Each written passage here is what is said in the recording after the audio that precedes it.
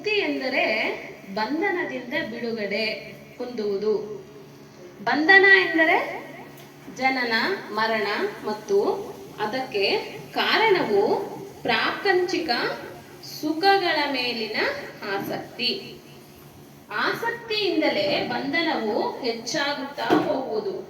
ಸುಖವನ್ನು ಪಡೆಯುವ ಇಚ್ಛೆ ಉಳ್ಳವನು ಆ ಸುಖಕ್ಕಾಗಿ ಹಣ ಸಂಪತ್ತು ಗಳಿಸುವನು. ಅವುಗಳಿಂದ ಸಿಗುವ ಸುಖವು ಅತೃಪ್ತಿಯಾದಲ್ಲಿ ಹೆಣ್ಣಿನ ಸುಖ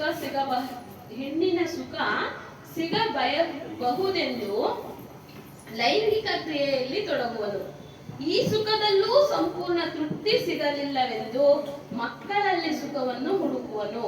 ಅಲ್ಲಿಯೂ ತೃಪ್ತಿ ಸಿಗಲಿಲ್ಲವೆಂದು ತೀರ್ಥ, ಮೃಗ, ಬೆಟ್ಟ, ಗುಡ್ಡ, ನಂತರ ದೇವತೆಗಳ ಆರಾಧನೆ, ರಾಮ, ಕೃಷ್ಣ ಮುಂತಾದ ದೇವತೆಗಳ ಪೂಜೆ ಪುನಸ್ಕಾರ, ಒಂದು ದೇವರಿಂದ ಮತ್ತೊಂದು ದೇವರು. ಈ ದೇವರು ತಾನು ಬಯಸಿದ್ದು ಕೊಡಲಿಲ್ಲ, ಆ ದೇವರು ಕೊಡುತ್ತಾನೆ. ಜನ ಹೇಳ್ತಾರೆ ಎಂದು ಈವರೆಗೂ ಪೂಜಿಸುತ್ತಿದ್ದ ದೇವರನ್ನು ಕೈ ಬಿಟ್ಟು ಹೊಸ ದೇವರ ಮೊರೆ ಹೋಗುತ್ತಾನೆ. ರಾಮ ಬೇಡ, ಕೃಷ್ಣ, ಈಶ್ವರ ಬೇಡ, ನಾರಾಯಣ, ತಿರುಪತಿ ಬೇಡ, ಧರ್ಮಸ್ಥಳ, ಶ್ರೀರಂಗಪಟ್ಟಣ ಬೇಡ, ಮಂತ್ರಾಲಯ ಮಹಾತ್ಮೆ, ಹೀಗೆ ಯಾವ ದೇವರು ತನ್ನ ಬೇಡಿಕೆಗಳನ್ನು ಮನ್ನಿಸಿ ಪೂರೈಸುವನೋ ಅವನೇ ನಿಜವಾದ ದೇವರು ಎಂಬ ನಂಬಿಕೆ. ತನಗೆ ಅರ್ಹತೆ ಇಲ್ಲದಿದ್ದರೂ ತಾನು ಬೇಡುವುದನ್ನು ಕೊಡುವವನು ದೇವರು. ಅಂದರೆ ದೇವರನ್ನು ಪೂಜಿಸುವುದು ಕೇವಲ ಐಹಿಕ ಸುಖಗಳ ಕೊಡಬಲ್ಲ ಸಾಧನವಾಗಿದೆಯೇ ಹೊರತು ದೇವರು ಎಂಬ ಪವಿತ್ರ ದೃಷ್ಟಿಯಲ್ಲಿ ಈ ಪ್ರಾಪಂಚಿಕ ಬಂಧನದಿಂದ ತನ್ನನ್ನು ಬಿಡುಗಡೆ ಮಾಡಬಲ್ಲ ಸರ್ವಶಕ್ತನಾಗಿಯಲ್ಲ. ಅಲ್ಲದೆ ದೇವರನ್ನು ಪೂಜಿಸುವವರಾರೂ ಮೋಕ್ಷ ಸಾಧನೆಯ ಶಕ್ತಿಯಾಗಿ ದೇವರನ್ನು ತಿಳಿದಿಲ್ಲ ಮತ್ತು ಮೋಕ್ಷ ಅವರಿಗೆ ಬೇಕಿಲ್ಲ.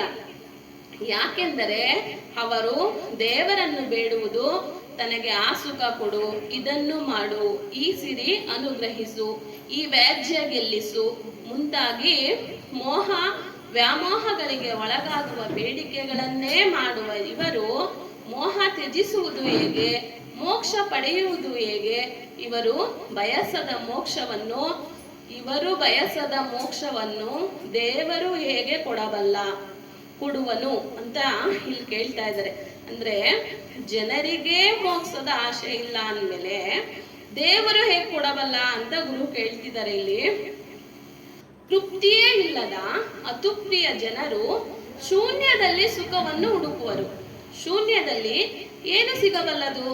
ಯಥಾರ್ಥವನ್ನು ಗ್ರಹಿಸಿದ ಜನರು ತಮ್ಮ ನಂಬಿಕೆಗಳಿಗೆ ಅನುಸಾರವಾಗಿ ದೇವರು ನಿರಾಕಾರ, ನಿರ್ಗುಣ, ನಿರಾಧಾರನೆ ಎಂದು ಈ ಸಮಸ್ತ ಪ್ರಪಂಚವು ಆತನಿಂದಲೇ ಆತನ ಸಂಕಲ್ಪವಿಲ್ಲದೆ ಏನೇನು ಆಗದು ಮುಂತಾದ ಕಾಲ್ಪನಿಕ ನಂಬಿಕೆಗಳಲ್ಲಿ ವಿಶ್ವಾಸ ಇರಿಸಿದರೆ ಮುಕ್ತಿ ಸಿಗುವುದೇ? ನಮ್ಮ ನಂಬಿಕೆಯಂತೆಯೇ ನಮ್ಮ ಬಂಧನವೂ ಕೂಡ.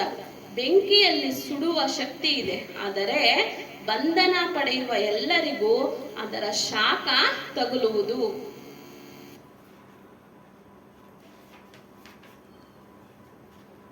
ಕೆಲವರು ಅಗತ್ಯವಿದ್ದಷ್ಟೇ ಬಳಸಿಕೊಂಡು ಪ್ರಯೋಜನ ಪಡೆಯುತ್ತಾರೆ. ಇನ್ನೂ ಕೆಲವರು ಮತಿಗೇಡಿಗಳು ಆತುರದಲ್ಲಿ ಕೈ ಇಟ್ಟು ಕೈ ಸುಟ್ಟುಕೊಳ್ಳುತ್ತಾರೆ. ಹಾಗೆಯೇ ಯಾವುದೊಂದನ್ನು ಅಗತ್ಯ ಇದ್ದಷ್ಟೇ ಮಿತಿಯಾಗಿ ಬಳಸಿಕೊಳ್ಳಬೇಕೇ ಹೊರತು ಅತಿಯಾಗಿ ಯಾವುದನ್ನು ಬಳಸಲೂಬಾರದು, ನಂಬಿ ಕೆಡಲೂಬಾರದು. ಮತಿ ಎಂಬುದು ಒಂದು ವಸ್ತುವಿನ ನಿರ್ದಿಷ್ಟ ಗುಣ ಎಂಬುದು ಯಥಾರ್ಥ ಜ್ಞಾನದಿಂದ ಮಾತ್ರ ತಿಳಿಯಲು ಸಾಧ್ಯ. ಒಂದು ವಸ್ತುವಿನ ನಿರ್ದಿಷ್ಟ ಗುಣ ಯಥಾರ್ಥ ತಿಳಿದ ವ್ಯಕ್ತಿಯು ಆ ವಸ್ತುವನ್ನು ಅತಿಯಾಗಿ ತಿಳಿಯುವುದೂ ಇಲ್ಲ, ನಂಬಿ ಹಾಳಾಗುವುದೂ ಇಲ್ಲ. ಸುಖ ಇನ್ನೆಲ್ಲೋ ಇಲ್ಲ, ನಮ್ಮ ತೃಪ್ತಿಯಲ್ಲಿ ಅಡಗಿದೆ. ತೃಪ್ತಿಯೇ ಎಲ್ಲಾ ದುರಾಸೆಗಳಿಗೂ ಮೂಲ ಕಾರಣ. ಅದುವೇ ಬಂಧನವೂ ಕೂಡ. ಬಯಕೆಯೇ ಇಲ್ಲದಿದ್ದಾಗ ಬಂಧನವೇ ಇಲ್ಲ. ಬಯಕೆಯಾಗಿ ಯಾವ ವಸ್ತುವನ್ನು ಗ್ರಹಿಸುತ್ತೇವೆಯೋ ಆ ವಸ್ತುವಿನ ಸುಖ ದುಃಖ ಭೋಗಿಸಲೇಬೇಕು, ಬಂಧಿತರಾಗಲೇಬೇಕು. ಮುಕ್ತನಾಗುವ ಜೀವಿಗೆ ಯಾವ ಬಂಧನವೂ ಇಲ್ಲ. ಜೀವಿಯು ಯಾವುದೇ ತತ್ವದ ಕಾರ್ಯವಲ್ಲ. ಗುರುವಾರ ಸತ್ಸಂಗದಲ್ಲಿ ನಾನು ಅದಕ್ಕೇನು ಕೇಳಿದೆ, ಜೀವಿ ಪ್ರಕೃತಿಯಿಂದಾಗಿದೆ, ಅಣುಗಳಿಂದಾಗಿದೆ ಅಂತ. ಅಮ್ಮವರು ಖಂಡಿತ ಅಲ್ವೇ ಅಲ್ಲ, ಅದು ಹಂಗಲ್ಲ, ಜೀವಿನೇ ಬೇರೆ ಪ್ರಕೃತಿನೇ ಬೇರೆ ಅಂತ ಹೇಳಿದ್ರು. ಅದಕ್ಕೆ ಸರಿಯಾಗಿ ನನಗೆ ಇಲ್ಲಿ ಉತ್ತರ ಸಿಕ್ತು.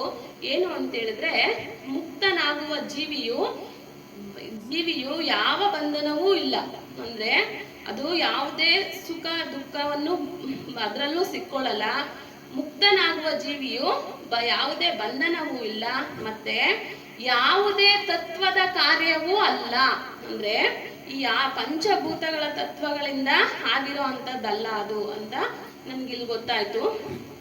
ಈ ಕಾರಣದಿಂದಲೇ ಅದು ಸೇರುವುದೂ ಇಲ್ಲ. ಈ ಕಾರಣಗಳಿವೆ ಎಲ್ಲ. ಪ್ರಕೃತಿ, ನೆಲ, ನೀರ, ಬೆಂಕಿ, ಗಾಳಿ ಇವೆಲ್ಲ ಈ ಎಲ್ಲದಕ್ಕೂ ಕೂಡ ಜೀವ ಸೇರೋದೂ ಇಲ್ಲ. ಅದು ಸ್ವಯಂ ಸ್ವರೂಪ, ಅಖಂಡ, ಅಚಲ, ನಿರಾಧಾರವಾಗಿರುವುದು. ಜೀವಿಯು ಸ್ವರ್ಗ, ಕೈಲಾಸ, ವೈಕುಂಠ ಅಥವಾ ಇನ್ಯಾವುದೇ ಲೋಕವನ್ನು ತಲುಪುವುದೆಂದು ವಿಷಯ ಕಾಲ್ಪನಿಕವಾದುದು. ಒಂದು ಲೋಕದ ಬಂಧನದಿಂದ ಮುಕ್ತನಾಗಿ ಮತ್ತೊಂದು ಲೋಕದಲ್ಲಿ ಸೇರುವುದಾದರೆ ಅದು ಮೋಕ್ಷ ಹೇಗಾಯಿತು? ಆ ಲೋಕದಲ್ಲಿ ಆ ಜೀವಿಯ ಸ್ಥಿತಿ ಎಂತಹುದ್ದೇ ಇರಲಿ, ಅದು ಬಂಧನವೇ ಆಗುವುದು. ಮತ್ತೆ ಮೋಕ್ಷ ಎಂಬ ಪದದ ಅರ್ಥವೇನಾಯಿತು? ಕಬ್ಬಿಣದ ಕೋಳ ತುಡಿಸಿ ಬಂಧಿಸಿದ ವ್ಯಕ್ತಿಯ ಕೈಗಳಿಗೆ ಕಬ್ಬಿಣದ ಕೋಳ ತೆಗೆದು ಹಾಕಿ ಚಿನ್ನದ ಕೋಳ ತಡಿಸಿದರೆ ಅವನು ಬಂಧ ಮುಕ್ತನೇ? ಕೋಳ ಚಿನ್ನದಾದರೇನು, ಕಬ್ಬಿಣದಾದರೇನು? ಬಂಧನವೇ ಆಗುವುದು. ಒಂದು ವೇಳೆ ಚೈತನ್ಯ ಜೀವಿಯು ಸ್ವರ್ಗ, ವೈಕುಂಠ, ಕೈಲಾಸ ಎಂಬ ಈ ಮಿಥ್ಯ ಲೋಕಗಳಿಂದ ಉಂಟಾಗಿದ್ದರೆ ಜೀವಿಯು ಅಲ್ಲಿಯೇ ತಲುಪಬಹುದೇನೋ. ಆದರೆ ಜೀವಿಯು ಸ್ವಯಂ ಸ್ವರೂಪವು. ಮುಕ್ತ ಜೀವಿಗೆ ಯಾವುದರ ಆಶ್ರಯದ ಅಗತ್ಯವೂ ಇಲ್ಲ. ಯಾವ ವಸ್ತು ಯಾವುದರಿಂದ ಉಂಟಾಯಿತೋ ಅದರ ಆಶ್ರಯವಿಲ್ಲದೆ ಆ ವಸ್ತು ಇರಲು ಸಾಧ್ಯವಿಲ್ಲ ಎಂಬುದನ್ನು ಈ ಹಿಂದೆಯೇ ತಿಳಿಸಿದ್ದೆ. ಕಾರಣ, ಕಾರ್ಯ, ಆಧಾರಿತ ಸಂಬಂಧಗಳನ್ನು ತಿಳಿಸಿದ್ದೇನೆ. ಆಧಾರ ಕಾರಣವಿಲ್ಲದೆ ಆಧಾರಿತ ಕಾರ್ಯವೂ ಸಾಧ್ಯವಿಲ್ಲ. ಜೀವಿಯಲ್ಲಿ ಕಾರಣ ಕಾರ್ಯದ ಭಾವವೇ ಇಲ್ಲ. ಅದು ಅನಾದಿಯೂ ಅನಂತವೂ ಆಗಿದೆ. ಆಸಕ್ತಿ ಕಾಮನೆಗಳಿಂದ ಬಂಧನಕ್ಕೊಳಗಾಗಿ ನಂತರ ಪಾರಜ್ಞಾನದಿಂದ ಬಂಧ ಮುಕ್ತನಾಗಿ ಸ್ವಯಂ ಸ್ವರೂಪದಲ್ಲಿ ಸ್ಥಿರವಾಗುವನು. ಯಾವ ಆಶ್ರಯದ ಅಗತ್ಯವೂ ಇಲ್ಲದೆ ಸ್ವಯಂ ಆಧಾರನಾಗಿರುವನು. ಕೆಲವು ವಿಜ್ಞಾನಿಗಳು ಜೀವಿಯು ದೇಹ ಆಧಾರದಿಂದಲೇ ಇರುವುದಾಗಿ ತಿಳಿಸಿದ್ದಾರೆ. ಇದು ತಪ್ಪು. ಜೀವಿಯ ಆಧಾರದಿಂದಲೇ ದೇಹವೂ ಇದೆಯೇ ಹೊರತು ದೇಹದ ಆಧಾರದ ಮೇಲೆ ಜೀವಿಯು ಇರುವುದಿಲ್ಲ. ಮನುಷ್ಯನ ಆಧಾರದ ಮೇಲೆ ಮನೆ ಇರುವುದೇ ಹೊರತು ಮನೆಯ ಆಧಾರದಿಂದ ಮನುಷ್ಯ ಇರುವುದಿಲ್ಲ. ದೇಹವಿಲ್ಲದೆಯೇ ಜೀವಿ ಇರಲು ಸಾಧ್ಯವೇ ಹೊರತು ಜೀವಿ ಇಲ್ಲದೆಯೇ ದೇಹವಿರಲು ಸಾಧ್ಯವಾಗದು. ಪಾರಜ್ಞಾನದಿಂದ ಯಥಾರ್ಥ ತಿಳಿದು ನಿಸ್ಸಂಶಯರಾಗಿ ಈ ಕಾಲ್ಪನಿಕ ಕಟ್ಟುಕತೆಗಳು ದೇವತೆಯರು, ಜಡ, ತೀರ್ಥ, ವ್ರತ, ಮೂರ್ತಿ ಪೂಜೆ, ಪುನಸ್ಕಾರಗಳನ್ನು ತೊರೆದು ಮೋಹವನ್ನು ತ್ಯಜಿಸಿ ಬಂಧ ಮುಕ್ತರಾಗಿ ಮೋಕ್ಷವನ್ನು ಪಡೆಯಿರಿ.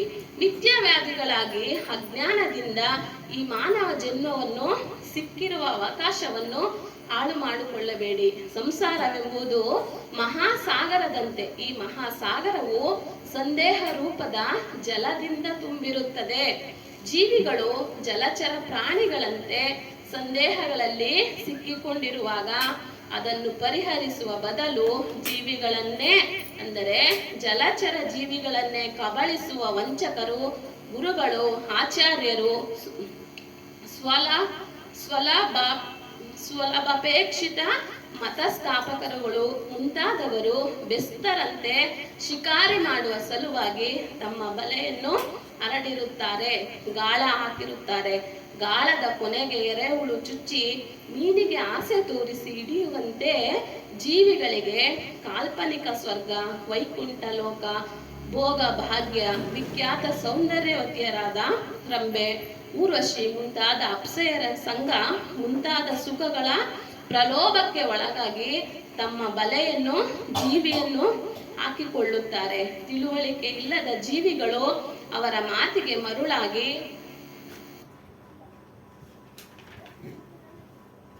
ಅವರು ಹೇಳಿದಂತೆ ನಡೆದುಕೊಂಡು ಅವರ ಸೇವೆ ಮಾಡುತ್ತಾ ತಮ್ಮ ಸಂಪತ್ತೆಲ್ಲವನ್ನೂ ಅವರ ನಿರ್ದೇಶಿಸಿದಂತೆ ಖರ್ಚು ಮಾಡಿ ಅವರ ಬೊಕ್ಕಸ ತುಂಬುತ್ತಾ ಬಂಧನದಲ್ಲೇ ಸಿಕ್ಕಿಕೊಂಡು ಹೊರಬರುವ ಹಾದಿ ಕಾಣದೆ ಒದ್ದಾಡುತ್ತಿರುತ್ತಾರೆ.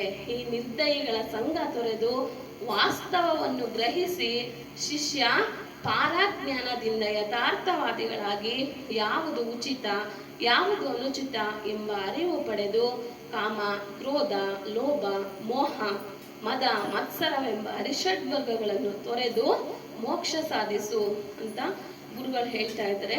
ಈ ಚಿಂತನೆಯನ್ನ ಇಲ್ಲಿಗೆ ಮುಗಿಸ್ತಾ ಇದ್ದೀನಿ. ಸದ್ಗುರು ದೇವಾಯ ನಮಃ.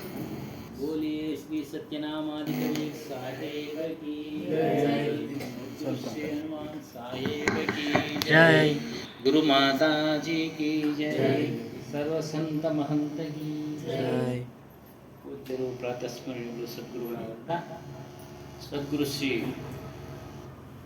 ಹನುಮಾನ್ ಸಾಹೇಬರ ದಿವ್ಯ ಚರಣಗಳಿಗೆ ಸುತ್ತ, ಮಾತಾಜಿಯವರ ದಿವ್ಯ ಚರಣಗಳಿಗೆ ವಂದಿಸುತ್ತಾ, ನೆರೆದಿರುವ ಎಲ್ಲ ಮಹನೀಯರಿಗೆ, ಭಕ್ತಿ ಮಾತೆಯರಿಗೆ ವಂದಿಸುತ್ತಾ ಸತ್ಸಂಗ ಕಾರ್ಯಕ್ರಮ ವಿಷಯ ಸತ್ಯೋಪದೇಶ ತಿಳಿದುಕೊಳ್ಳುವುದು ಅಪರಾಧವಲ್ಲ, ಒಪ್ಪಿಕೊಳ್ಳುವುದು ಅಪರಾಧವಲ್ಲ. ಯಾವುದು ಸತ್ಯೋಪದೇಶ ಅಂದರೆ ವಾಸ್ತವ, ಯಥಾರ್ಥ. ಈಗ ಹೇಳಿದ್ರಲ್ಲ ವಾಸ್ತವ, ಇರೋದು ಇದ್ದ ಹಾಗೆ ವಾಸ್ತವ ಅಂದರೆ ಮನು ಅಂತಲೇ ಹೇಳಬೇಕು ನಾವು, ಬೇರೆ ಅಂತ ಹೇಳೋಕ್ಕಾಗಲ್ಲ ನೋಡಿ, ಅದು ವಾಸ್ತವ. ಅದೇ ರೀತಿಯಾಗಿ ನಮ್ಮಲ್ಲಿರ್ತಕ್ಕಂಥ ಆತ್ಮಸ್ವರೂಪವನ್ನು ತಿಳಿಯದೆ ಅದೇ ಸತ್ಯ. ಸತ್ಯ ಅನ್ನೋದಕ್ಕೆ ಹಲವಾರು ಸಾರಿ ಹೇಳಿದ್ದೀವಿ, ಹಿಂದೆ 3 ಕಾಲಗಳಲ್ಲಿದೆ, 3 ಅವಸ್ಥೆಗಳಿದೆ. ಅದು ಬದಲಾವಣೆ ಆಗೋದಿಲ್ಲ. ಅದು ದೇಹ ಬದಲಾವಣೆ ಆಗುತ್ತೆ, ಆಚರಣೆಗಳು ಬದಲಾವಣೆ ಆಗ್ತವೆ, ಹೆಸರು ಬದಲಾವಣೆ ಮಾಡ್ಕೊಳ್ತಾರೆ. ಏನೇನು ಸಾಧ್ಯ ಮನುಷ್ಯ ಎಲ್ಲವನ್ನ ಬದಲಾವಣೆ ಮಾಡ್ಕೊಳ್ತಾನೆ, ಎಲ್ಲವನ್ನ ಬದಲಾವಣೆ ಮಾಡಿಕೊಳ್ಳುತ್ತಾನೆ. ಆದರೆ ಈ ಸತ್ಯನ ಯಾವುದಕ್ಕೂ ಬದಲಾವಣೆ ಆಗದೇ ಇಲ್ಲ, ಇರೋದೇ ಅರಿವು ಸ್ವರೂಪ, ಎಲ್ಲವನ್ನ ಅರಿತಾ ಇದೆ. ಅದರ ಒಂದು ಉಪದೇಶ ತಿಳಿಯೋದು ಅಪರಾಧ ಅಲ್ಲ. ಕೆಲವರು ಅಪರಾಧ ಅನ್ಕೊಂಡ್ಬಿಟ್ಟಿದ್ದಾರೆ. ಸಣ್ಣ ವಯಸ್ಸಿನಲ್ಲಿ ಹೋಗ್ಬಿಟ್ರೆ, ಸತ್ಸಂಗಕ್ಕೆ ಹೋಗ್ಬಿಟ್ರೆ, ಈಗಲೇ ಎಲ್ಲ ಕಣ ಹೋಗೋದು, ಇನ್ನು ಕಾಲ ಇದೆ ನಿಮಗೆ, ಮದುವೆ ಆದಮೇಲೆ, ಮಕ್ಕಳಾದ್ಮೇಲೆ, ಮೊಮ್ಮಕ್ಕಳಾದ್ಮೇಲೆ ಅಂದರೆ, ಆ ಮದುವೆ ಆಗಿ ಮೊಮ್ಮಕ್ಕಳಾಗೋ ಅಷ್ಟರೊಳಗಡೆ ಇವನು ಗೋತ ಹೊಡೆದ್ಬಿಟ್ರೆ ಅವಾಗ ಯಾರು ಹೋಯ್ತಾ? ನಷ್ಟ ಆಗೋದಿದೆ. ಅವನು ಪಾಪ ಅವನು ಇಚ್ಛೆ ಪಟ್ಟಿರ್ತಾನೆ, ಹುಡುಗ ತರುಣ, ನಾನು ಸತ್ಯವನ್ನು ತಿಳಿಬೇಕು ಅಂತ. ಈ ಕೆಲವರು ತಿಳಿದೇ ಇರತಕ್ಕಂಥ ತಂದೆ ತಾಯಿಗಳು ಅಡ್ಡಗಾಲ ಹಾಕ್ಬಿಡ್ತಾರೆ, ಅವನಿಗೆ ನಷ್ಟ ಮಾಡಿಬಿಡ್ತಾರೆ. ಯಾಕೆ? ಅದು ಈಗಲಲ್ಲ, ಈಗ ತಿಳಿಯೋದಲ್ಲ. ಈಗ ತಿಳಿದ್ರೆ ಅದು ಮಹಾಪಾಪ, ಅಪರಾಧ ಅನ್ನೋ ಒಂದು ವಿಚಾರ. ಹಾಗಾಗಿ ಆ ಒಂದು ಸತ್ಯದ ಉಪದೇಶವನ್ನು ಯಾವುದೇ ಸಮಯದಲ್ಲಿ, ಯಾವುದೇ ಗಳಿಗೆಯಲ್ಲಿ, ಯಾವುದೇ ವಯಸ್ಸಿನಲ್ಲಿ ತಿಳಿಯಬಹುದು. ಶಂಕರಾಚಾರ್ಯರೆಲ್ಲ ಸಣ್ಣವರಿದ್ದಾಗೆಲ್ಲ ತಿಳಿದಿದ್ದು ಆತ್ಮ ವಿಚಾರವನ್ನು. ಅವರೇನು ದೊಡ್ಡವರಾದ್ಮೇಲೆ ತಿಳಿಯಲಿಲ್ಲ, ಇನ್ನು ಬಸವಣ್ಣವರ ವಿಚಾರಕ್ಕೆ ಹೋದಾಗ ಅವರ ಒಂದು ಅನುಭವ ಮಂಟಪದಲ್ಲಿ ಇಂಥ ಒಂದು 25-20 ವರ್ಷದ ಹುಡುಗರು, ಯುವಕರು ಎಲ್ಲರೂ ಸಹ ಸೇರ್ತಾ ಇದ್ರು. ಅವ್ರನ್ನ ಒಂದು ದೀಕ್ಷೆ ತೆಗೆದುಕೊಂಡ್ರು, ಅವರೊಂದು ಸಂಪ್ರದಾಯವನ್ನು ಪಾಲನೆ ಮಾಡಿದ್ರು. ಅದನ್ನೇ ಹೇಳ್ತಾರೆ, ಅಪರಾಧ ಅಲ್ಲ.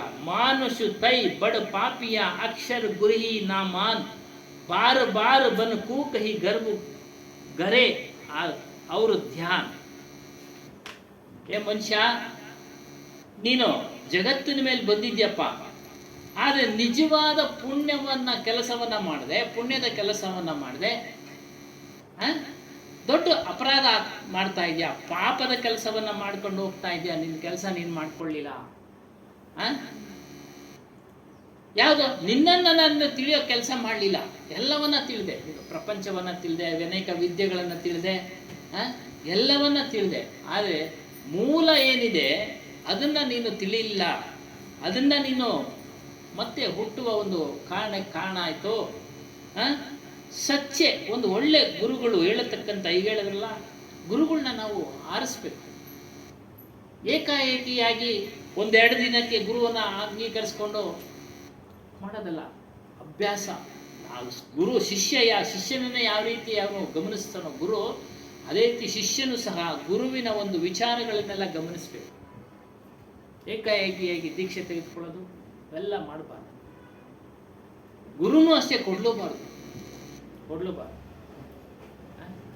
ಏಕಾಏಕಿ ಕೊಟ್ಬಿಡ್ತಾರೆ. ಯಾಕೆ? ಅವ್ರಿಗೆ ಆಸೆ, ನಾನು ಗುರು ಅನ್ನಿಸ್ಬೇಕು 4-6 ಕಡೆ ಜನಗಳಿಂದ ಅಂತೇಳಿ ಏಕಾಏಕಿಯಾಗಿ ದೀಕ್ಷೆ ಕೊಡೋದು, ಏಕಾಏಕಿಯಾಗಿ ಮಾಲೆಗಳು ಹಾಕೋದು, ನನ್ನ ಆಶೀರ್ವಾದ ನಿನ್ನ ಸದಾ ಇರುತ್ತೆ ಅನ್ನೋದು. ಬಿಡಿ, ಇದೆಲ್ಲ ತಪ್ಪು. ದೀಕ್ಷೆನು ಆತ್ಮಜ್ಞಾನಕ್ಕೆ ಹೊಂದಾಣಿಕೆ ಆಗುತ್ತೆ. ಆತ್ಮಜ್ಞಾನ ತಿಳಿಬೇಕಾದ್ರೆ ದೀಕ್ಷೆ ಆಗಲೇಬೇಕು.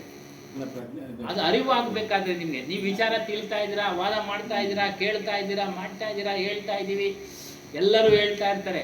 ಅದು ಪೂರ್ಣ ಅರಿವು ಆಗಬೇಕಾದ್ರೆ ಗುರುವಿನ ಅಸ್ತಮಸ್ತಕ ಸಂಯೋಗದಿಂದ ಅದು ದೀಕ್ಷೆ ಆಗಬೇಕು. ದೀಕ್ಷೆ. ಅದಕ್ಕೆ ಒಳ್ಳೆ ಗುರುಗಳನ್ನು ನೀವು ಆಶ್ರಯಿಸಿ, ಗುರುವನ್ನು ಪರೀಕ್ಷೆ ಮಾಡಿ ನೀವು ಆಶ್ರಯಿಸಬೇಕು. ಯಾವ್ಯಾವುದೋ ಕಾಟಾಚಾರಕ್ಕೆ ಈಗ ಹೇಳೋದಲ್ಲ, ಅಂಥ ಗುರುಗಳು ಆಗೋದಿಲ್ಲ. ಅವರಿಂದ ಅವರೇ ಒಳ್ಳೆ ಜ್ಞಾನ ತಿಳಿದಿರೋದಿಲ್ಲ, ನಿಮ್ಗೆ ಒಳ್ಳೆ ಜ್ಞಾನ ಎಲ್ಲಿ ತಿಳಿಸ್ತಾರೆ? ಅವರೇ ಆಸೆಯನ್ನು ಬಿಟ್ಟಿಲ್ಲ ನಿಮಗೆ, ಎಲ್ಲಿ ನಿಮಗೆ ಗುರುಗಳಾಗ ಸಾಧ್ಯ? ಅದಕ್ಕೆ ಕೈವಾರ ತಾತಯ್ಯನವರು ಆಸೆಯನ್ನು ಬಿಟ್ಟವನೇ ಗುರು. ಎಲ್ಲ ರೀತಿಯ ಆಸೆ, ಒಂದು ಪದವಿಯ ಆಸೆ, ಒಂದು ಸನ್ಮಾನದ ಆಸೆ, ದೊಡ್ಡದಾಗಿ ಸನ್ಮಾನ ಮಾಡುತ್ತೀವಿ, ನಮಗೆ ಗೊತ್ತೇ ಇರಲಿಲ್ಲ. ಗೊತ್ತಿದ್ರೆ ನಾವು ಬರ್ತಾ ಇದ್ವೋ ಇಲ್ಲ ಗೊತ್ತಿಲ್ಲ, ಏನಪ್ಪ ದೊಡ್ಡದು ನೋಡಿ. ಹಾಗೆ ನೋಡಿ, ಅದು ದೊಡ್ಡ ಗುಣ ಅವರು. ಮೊನ್ನೆ ಬನ್ನಿ ಸ್ವಾಮಿ, ಏನೋ ಒಂದು ಗೆಟ್ ಟುಗೆದರ್ ಟೀ ಬಸ್ಕತ್ತೀನಿ, ನಾನು ಸತ್ಸಂಗ ಇರುತ್ತೆ ಅಂದರೆ ತುಂಬ ಸಂತೋಷ, ತುಂಬ ಧನ್ಯವಾದಗಳು ಸ್ವಾಮಿ. ಇಲ್ಲಿ ಎಲ್ಲರನ್ನು ಗೌರವಿಸಿದ್ರ.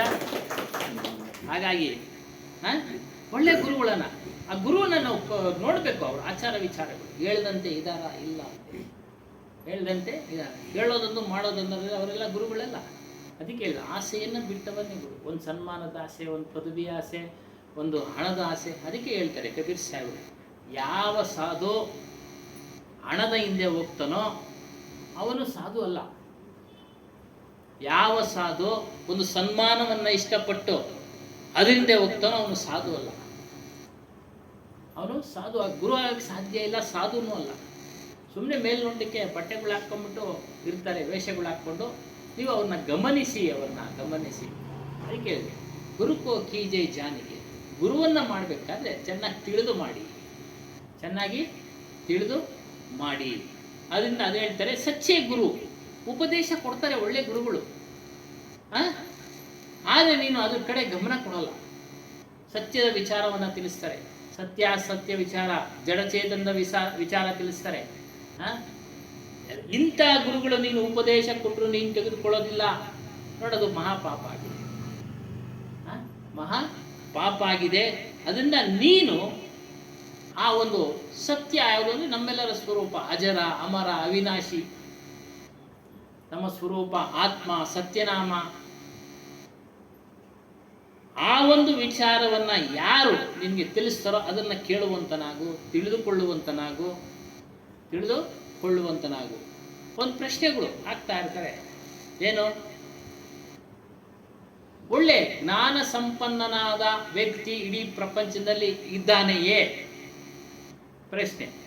ಯಾರು ಇಲ್ಲ ಅಂತ ನನ್ನ ಭಾವನೆ ಅಂತ ಒಬ್ಬರು ಪ್ರಶ್ನೆ. ಅದಕ್ಕೆ ನಾನು ಹಾಕ್ತೆ, ಇದ್ದಾರೆ ಅಂತ ಮಹಾತ್ಮರು ಇದ್ದಾರೆ, ಇಲ್ಲ ಅಂತೇಳಿಲ್ಲ. ಬುದ್ಧ ಬಿಟ್ಟ, ಆಸೆ ಬಿಟ್ಟ. ಮಹಾವೀರ ಅವರೊಂದು ಮಾರ್ಗ, ಬಸವಣ್ಣ ಅವರೊಂದು ಮಾರ್ಗ, ಸಿದ್ಧಾರೂಢ ಅವರೊಂದು ಮಾರ್ಗ. ಅವ್ರ ಮಾರ್ಗ ಬೇರೆ ಬೇರೆ ಆದರೂ ಸಹ ಅವರ ಒಂದು ಆಸೆಗಳನ್ನು ಬಿಟ್ಟು ಒಂದು ಒಳ್ಳೆ ವೈರಾಗ್ಯ ಒಂದು ಧಾರಣೆ ಮಾಡಿ ಅದನ್ನು ಆಚರಣೆ ಮಾಡಿದ್ರಲ್ಲ ನೋಡಿ, ಅದರಲ್ಲಿ ಶ್ರೇಷ್ಠರು. ನಮ್ಮದು ಕಬೀರ್ ಮಾರ್ಗ, ಮಾರ್ಗ ಇದರಲ್ಲೂ ಇದ್ದಾರೆ ಕಬೀರ್ ಸಾಹೇಬರು. ಅವರು ಅದನ್ನ ತದನಂತರ ಎಷ್ಟೋ ಜನರು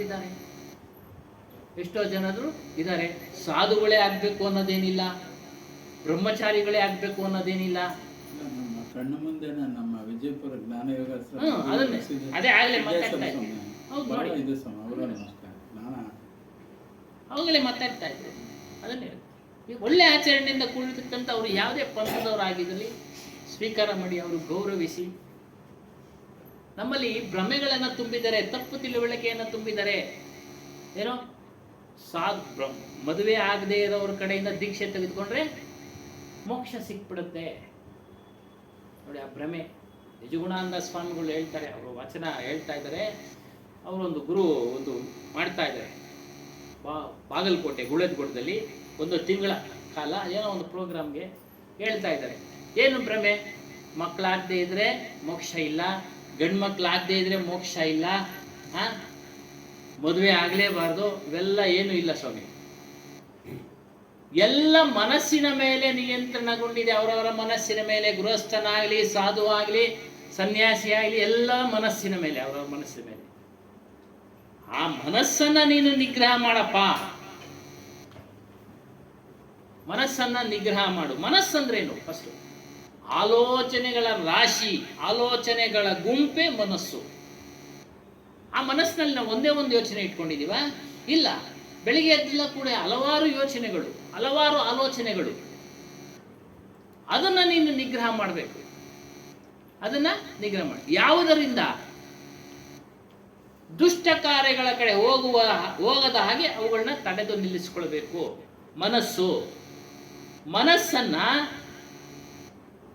ಹತೋಟಿಗೆ ತೆಗೆದುಕೊಳ್ಳಿ, ನಿಯಂತ್ರಣದಲ್ಲಿ ಇಟ್ಕೊಳ್ಳಿ. ಅದಕ್ಕೆಲ್ಲ ಒಳ್ಳೆ ಒಂದು ಚತುರತೆ ಬೇಕು, ತಾಳ್ಮೆ ಬೇಕು. ಬಹು ರೀತಿಯಲ್ಲಿ. ಅದೇ ಕೃಷ್ಣನ ಅರ್ಜುನ್ ಕೇಳ್ತೇನೆ, ಮನಸ್ಸು ನಿಲ್ಸಕ್ಕಾಗಲ್ಲ ಕೃಷ್ಣ, ಏನ್ ಮಾಡೋದು? ಚಂಚಲ ಅಂತ. ಕೃಷ್ಣ ಹೇಳ್ತಾನೆ, ಹೌದಪ್ಪ, ಚಂಚಲ ಅದು. ಅದನ್ನ ಅಭ್ಯಾಸದ ಮೂಲಕ ನೀನು ನಿಗ್ರಹ ಮಾಡಬೇಕು. ಅಭ್ಯಾಸ, ಪ್ರತಿದಿನ ಅಭ್ಯಾಸ, ನಿಲ್ಲಿಸೋ ಅಭ್ಯಾಸ ಮಾಡಬೇಕು.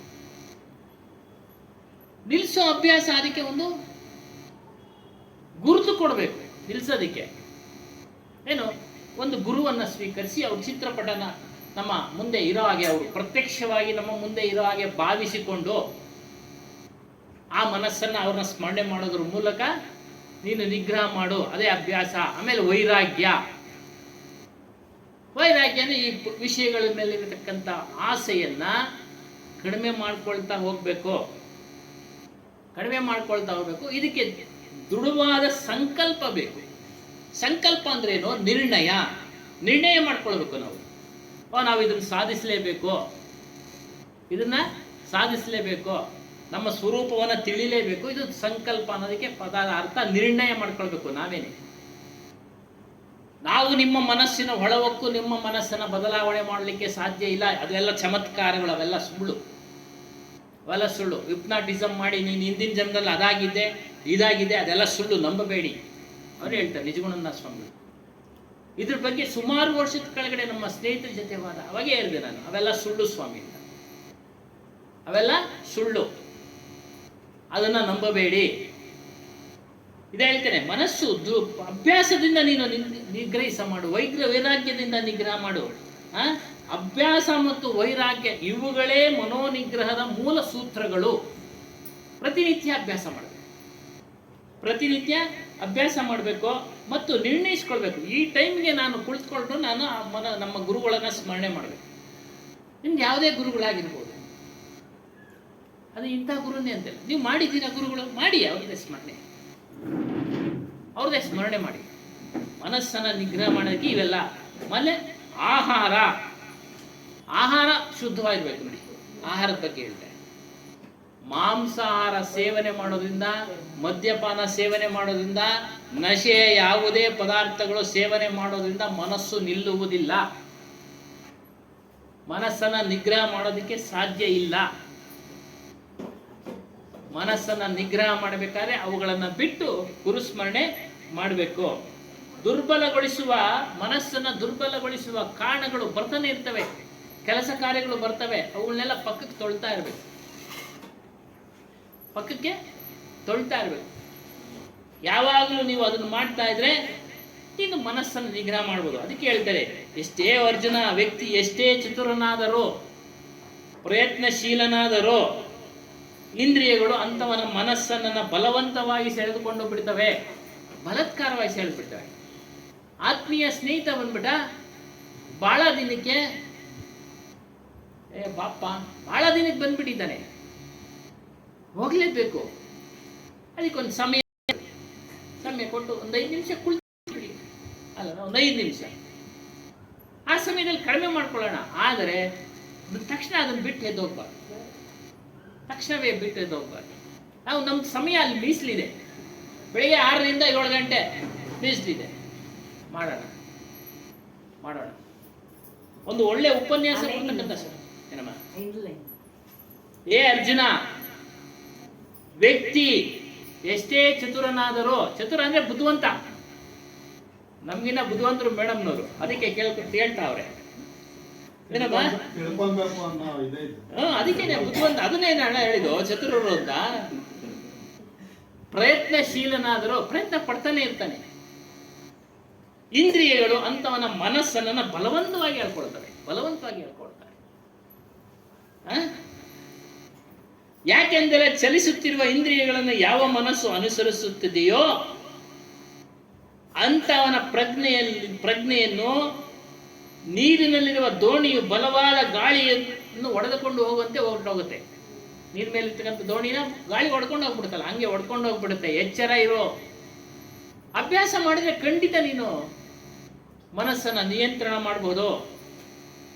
ಮನಸ್ಸನ್ನ ನಿಯಂತ್ರಣ ಮಾಡಲಿಲ್ಲ ಅಂದ್ರೆ, ಹೇಗಂದ್ರೆ ಹಾಗೆ ಬಿಟ್ರೆ ಮನುಷ್ಯ ಬುದ್ಧಿ ಭ್ರಮಣೆಗೆ ಆಗ್ತಾನೆ. ನೀವೆಲ್ಲ ಮನಸ್ಸನ್ನ ನಿಯಂತ್ರಣದಲ್ಲಿ ಇಟ್ಟಿದ್ದೀರಾ, ಅದಕ್ಕೆ ಈ ಸಮಯಕ್ಕೆ ಸರಿಯಾಗಿ ಬರ್ತೀರಾ. ಸಮಯಕ್ಕೆ ಸರಿಯಾಗಿ ಬರ್ತೀರಾ, ಸಮಯಕ್ಕೆ ಸರಿಯಾಗಿ ಹೋಗ್ತೀವಿ ನೋಡಿ. ಸಮಯ ಶಿಸ್ತು ನಿಮ್ಗೆ ಹೇಳ್ಕೊಡೋದೇ ಬೇಕಾಗಿಲ್ಲ. ಶಿಸ್ತಿನಿಂದನೇ ಬೆಳಿಗ್ಗೆ ಚಿಕ್ಕನ್ನ ಶಿಸ್ತು ರೂಢಿಸ್ಕೊಂಡಿದ್ದೀರಾ. ಆ ಶಿಸ್ತು, ಸಮಯ ಪಾಲನೆ ಇದೆಯಲ್ಲ, ಅದು ಮನುಷ್ಯನನ್ನ ಎತ್ತರಕ್ಕೆ ತೆಗೆದುಕೊಂಡು ಹೋಗುತ್ತೆ. ಹಾಗಾಗಿ ಮಾನಸಿಕ ಶಾಂತಿ ಇರೋದಿಲ್ಲ. ಯಾರು ಮನಸ್ಸನ್ನ ನಿಗ್ರಹ ಮಾಡೋದಿಲ್ಲೋ ಅವರಿಗೆ ಮಾನಸಿಕ ಶಾಂತಿ ಇರೋದಿಲ್ಲ. ಏನಮ್ಮ, ಮನೋನಿಗ್ರಹದಿಂದ ಏನೇನು ಶಾಂತಿ ಸಿಗುತ್ತೆ. ಯಾವಾಗ ಮನುಷ್ಯನ ಮನಸ್ಸಿಗೆ ಶಾಂತಿ ಸಿಗುತ್ತೋ ಅವನ ಆರೋಗ್ಯನು, ಮಾನಸಿಕ ಆರೋಗ್ಯ ಚೆನ್ನಾಗಿರುತ್ತೆ. ಯಾವಾಗ ಮಾನಸಿಕ ಆರೋಗ್ಯ ಚೆನ್ನಾಗಿರುತ್ತೋ ಅವನು ಸುಖವಾಗಿ ಇರ್ತಾನೆ. ಹಾಗಾದ್ರೆ ಎಲ್ಲಾನು ಬಿಟ್ಬಿಡ್ಬೇಕು ಅಂತ ಹೇಳ್ತಾರ? ಇಲ್ಲಿ ಹೇಳ್ತಾರೆ ನೋಡಿ, ಎಲ್ಲ ಬಿಡೋ ಅವಶ್ಯಕತೆ ಇಲ್ಲ. ಸುಖಾಪೇಕ್ಷೆ, ನಿನಗೆ ಸುಖ ಪಡ್ಬೇಕು ಅನ್ನೋ ಆಸೆ ಇರುತ್ತೆ, ತಿನ್ನೋ ಆಸೆ ಇರುತ್ತೆ, ಏನೋ ಒಂದು ರುಚಿಯಾದ ತಿನ್ನೋ ಆಸೆ ಇರುತ್ತೆ. ಮಾಂಸಾಹಾರ ಎಲ್ಲ ಹೇಳ್ತಾ ಇಲ್ಲ ನಾವು, ಸಸ್ಯಾಹಾರ ಮಾತ್ರ, ಚೆನ್ನಾಗಿ ತಿಳ್ಕೊಳ್ಳಿ. ಸಸ್ಯಾಹಾರ ತಿನ್ನುವ ಆಸೆ ಇರುತ್ತೆ, ಒಂದು ಲಡ್ಡುನೋ, ಒಂದು ಜಾಂಗಿರಿನೋ, ಮತ್ತೊಂದು ಅಗತ್ಯವಾಗಿ ಎಷ್ಟು ಒಂದು ಲಿಮಿಟೇಷನ್ ಇದೆ ಅಷ್ಟನ್ನ ತಿನ್ನಪ್ಪ ನೀನು. ಆದರೆ ಸುಖಾನ್ವೇಷಿಯಾಗು, ಸುಖಾನ ಹುಡುಕೋ. ಅನ್ವೇಷಣೆ ಹುಡುಕೋದು, ಸುಖಾನ್ವೇಷಿಯಾಗು. ಆದರೆ ಆ ನಿನ್ನ ಸುಖದ ಅಪೇಕ್ಷೆ ನಿನ್ನ ಮಾನಸಿಕ ಮತ್ತು ಶಾರೀರಿಕ ಸೌಖ್ಯವನ್ನು ಹಾಳು ಮಾಡಬಾರ್ದು. ಆ ರೀತಿ ನೋಡ್ಕೋ. ಮಾನಸಿಕ ಶಾರೀರಿಕ ಆರೋಗ್ಯ ಹಾಳು ಮಾಡಬಾರ್ದು. ಆ ರೀತಿ ನೀನು ಸುಖ ಮಾಡ್ಬೇಕು. ಬಯಸು, ಅಪೇಕ್ಷೆ ಅಂದ್ರೆ ಬಯಸೋದು. ದೈಹಿಕ ಸುಖ ಹೇಳ್ತಾರೆ, ಬೇಕಾದಾಗ ಪಡೆದುಕೋ ನೋಡಿ, ಪಡೆದುಕೋ. ಅದರಲ್ಲೂ ನಿಯಂತ್ರಣ ಇರಲಿ. ಮನಸ್ಸು ಶುದ್ಧ, ತನು ಶುದ್ಧ.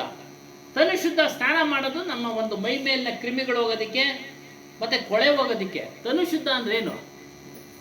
ದೇಹವನ್ನ ಯಾವ್ಯಾವ್ದೋ ಮನೆಗಳು ಕರ್ಕೊಂಡು ಹೋಗೋದಲ್ಲ, ಧೂಮಪಾನದ ಮನೆಗೆ ಕರ್ಕೊಂಡು ಹೋಗೋದಲ್ಲ, ಮದ್ಯಪಾನದ ಮನೆಗೆ ಕರ್ಕೊಂಡು ಹೋಗೋದಲ್ಲ, ಇನ್ನೊಂದು ಮನೆಗೆ ಕರ್ಕೊಂಡು ಹೋಗೋದಲ್ಲ. ನೋಡಿ, ತನು ಶುದ್ಧ. ಅಲ್ಲಿಗೆಲ್ಲ ಹೋಗ್ಬೇಡ. ತನು ಶುದ್ಧ ಅಂದ್ರೆ ಸ್ನಾನ ಮಾಡು, ಡೈಲಿ ಮಾಡಲೇಬೇಕು. ಇಲ್ಲ ಅಂದ್ರೆ ಕಾಯಿಲೆ ಕಸಾಲೆ ಕಾರಣ ಆಗ್ತವೆ. ತನು ಶುದ್ಧ ಅಂದ್ರೆ ಈ ರೀತಿ ಇರ್ಬೇಕು. ಯಾವ್ಯಾವ್ದೋ ಮನೆಗಳಿಗೆ ಹೋಗೋದಲ್ಲ. ಬೇಕೆಂದ್ರೆ ಅದು ಪಡ್ಕೋ. ಅದಕ್ಕೊಂದು ನೈತಿಕತೆ ಇದೆ, ನೈತಿಕತೆಯಿಂದ ಪಡ್ಕೋ. ಊಟ ಮಾಡೋದು ಅಷ್ಟೇ, ಅದು ಎಲ್ಲವೂ ಸಹ ಅಷ್ಟೇ. ಇತಿಮಿತಿಯಲ್ಲಿ ಇರಲಿ. ನಿರ್ದಿಷ್ಟವಾದ ಕಟ್ಟುಪಾಡುಗಳು ನಮಗೆ ತಿಳಿಸ್ತಾ ಇರ್ತಾರೆ. ಕಟ್ಟುಪಾಡ ನಿಯಮಗಳು ಕಂಡೀಷನ್ಗಳು ತಿಳಿಸ್ತಾ ಇರ್ತಾರೆ. ಅವುಗಳನ್ನು ಯೋಚನೆ ಮಾಡಿ ಮಾಡಿ ನಾವೇ ಅಳವಡಿಸ್ಕೊಳ್ಬೇಕು. ಓದ್ತಾ ಇರ್ತೀವಿ, ಒಂದು ಒಳ್ಳೆ ವಿಚಾರ ಹೇಳ್ತಾರೆ, ಪ್ರೊಫೆಸರ್ ಒಂದು ಒಳ್ಳೆ ವಿಚಾರ ಹೇಳ್ತಾರೆ, ಮತ್ತೊಬ್ರು ಇನ್ನೊಂದು ವಿಚಾರ ಹೇಳ್ತಾರೆ.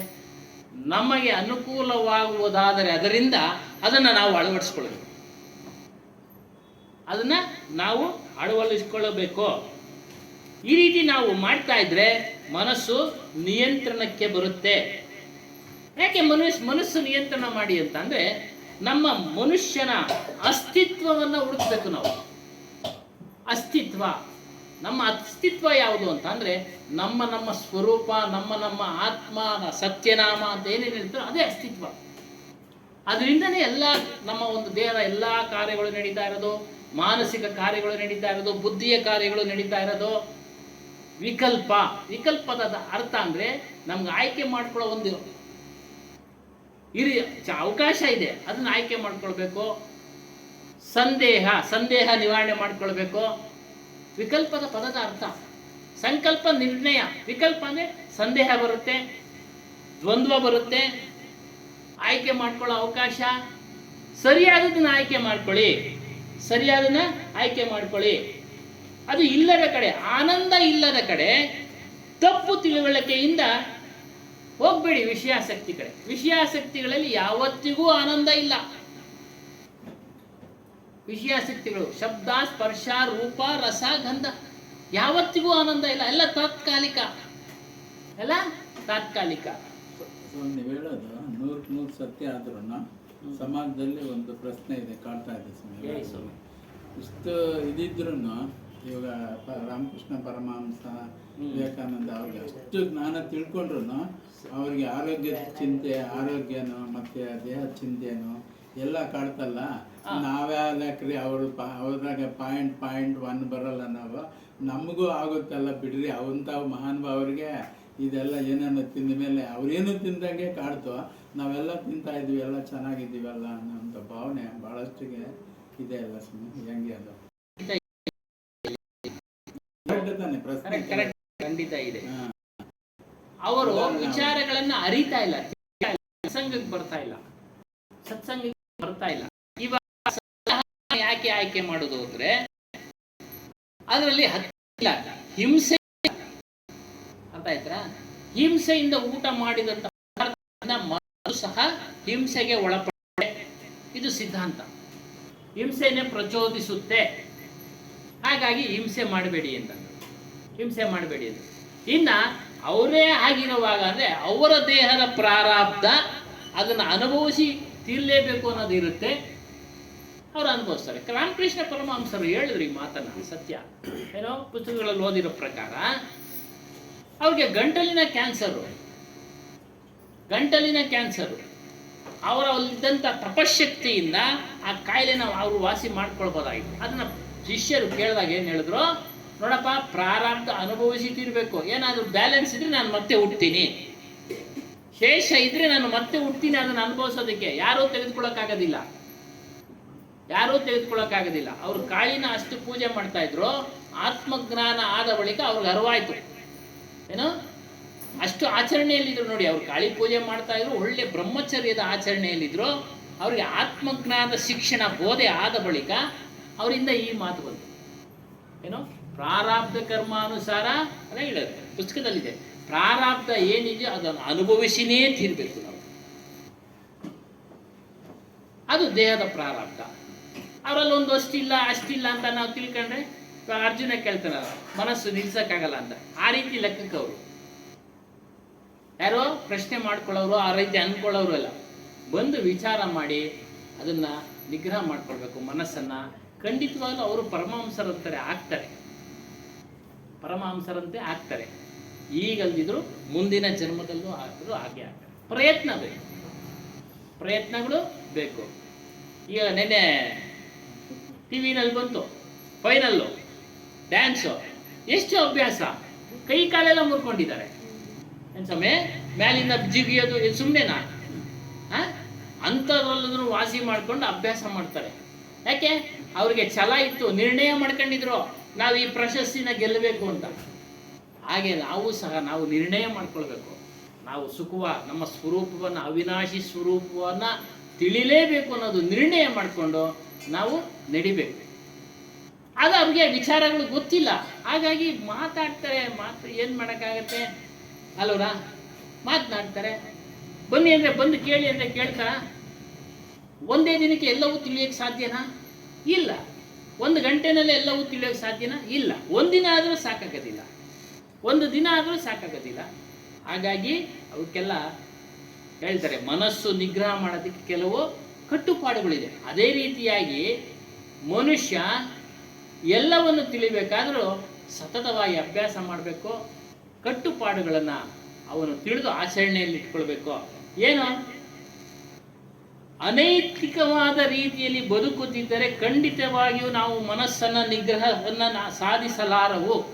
ನೋಡಿ, ನೈತಿಕತೆಯಿಂದ ಬದುಕಬೇಕು, ಬದುಕಬೇಕು. ಇನ್ನೊಬ್ಬರಿಗೆ ಕೆಡುಕು ಮಾಡುವ ಸ್ವಭಾವ ಏನಾದರೂ ಇದ್ರೆ ಅವನಿಗೂ ಸಾಧ್ಯ ಇಲ್ಲ. ಇನ್ನೊಬ್ಬರಿಗೆ ಕೆಡುಕು ಮಾಡುವ ಸ್ವಭಾವ ಏನಾದರೂ ಇದ್ದರೆ ಅವನು ಕೆಡುಕು ಮಾಡೋದೇ ಸ್ವಭಾವ. ಅದು ಸಾಧ್ಯ ಇಲ್ಲ, ಅದು ಸಾಧ್ಯ ಇಲ್ಲ. ಅಭಿಲಾಷ್ ಸಾರು ಒಂದು ಕತೆ ಹೇಳಿದ್ದಾರೆ, ಕತೆ ಹೇಳ್ಬಿಡೋಣ.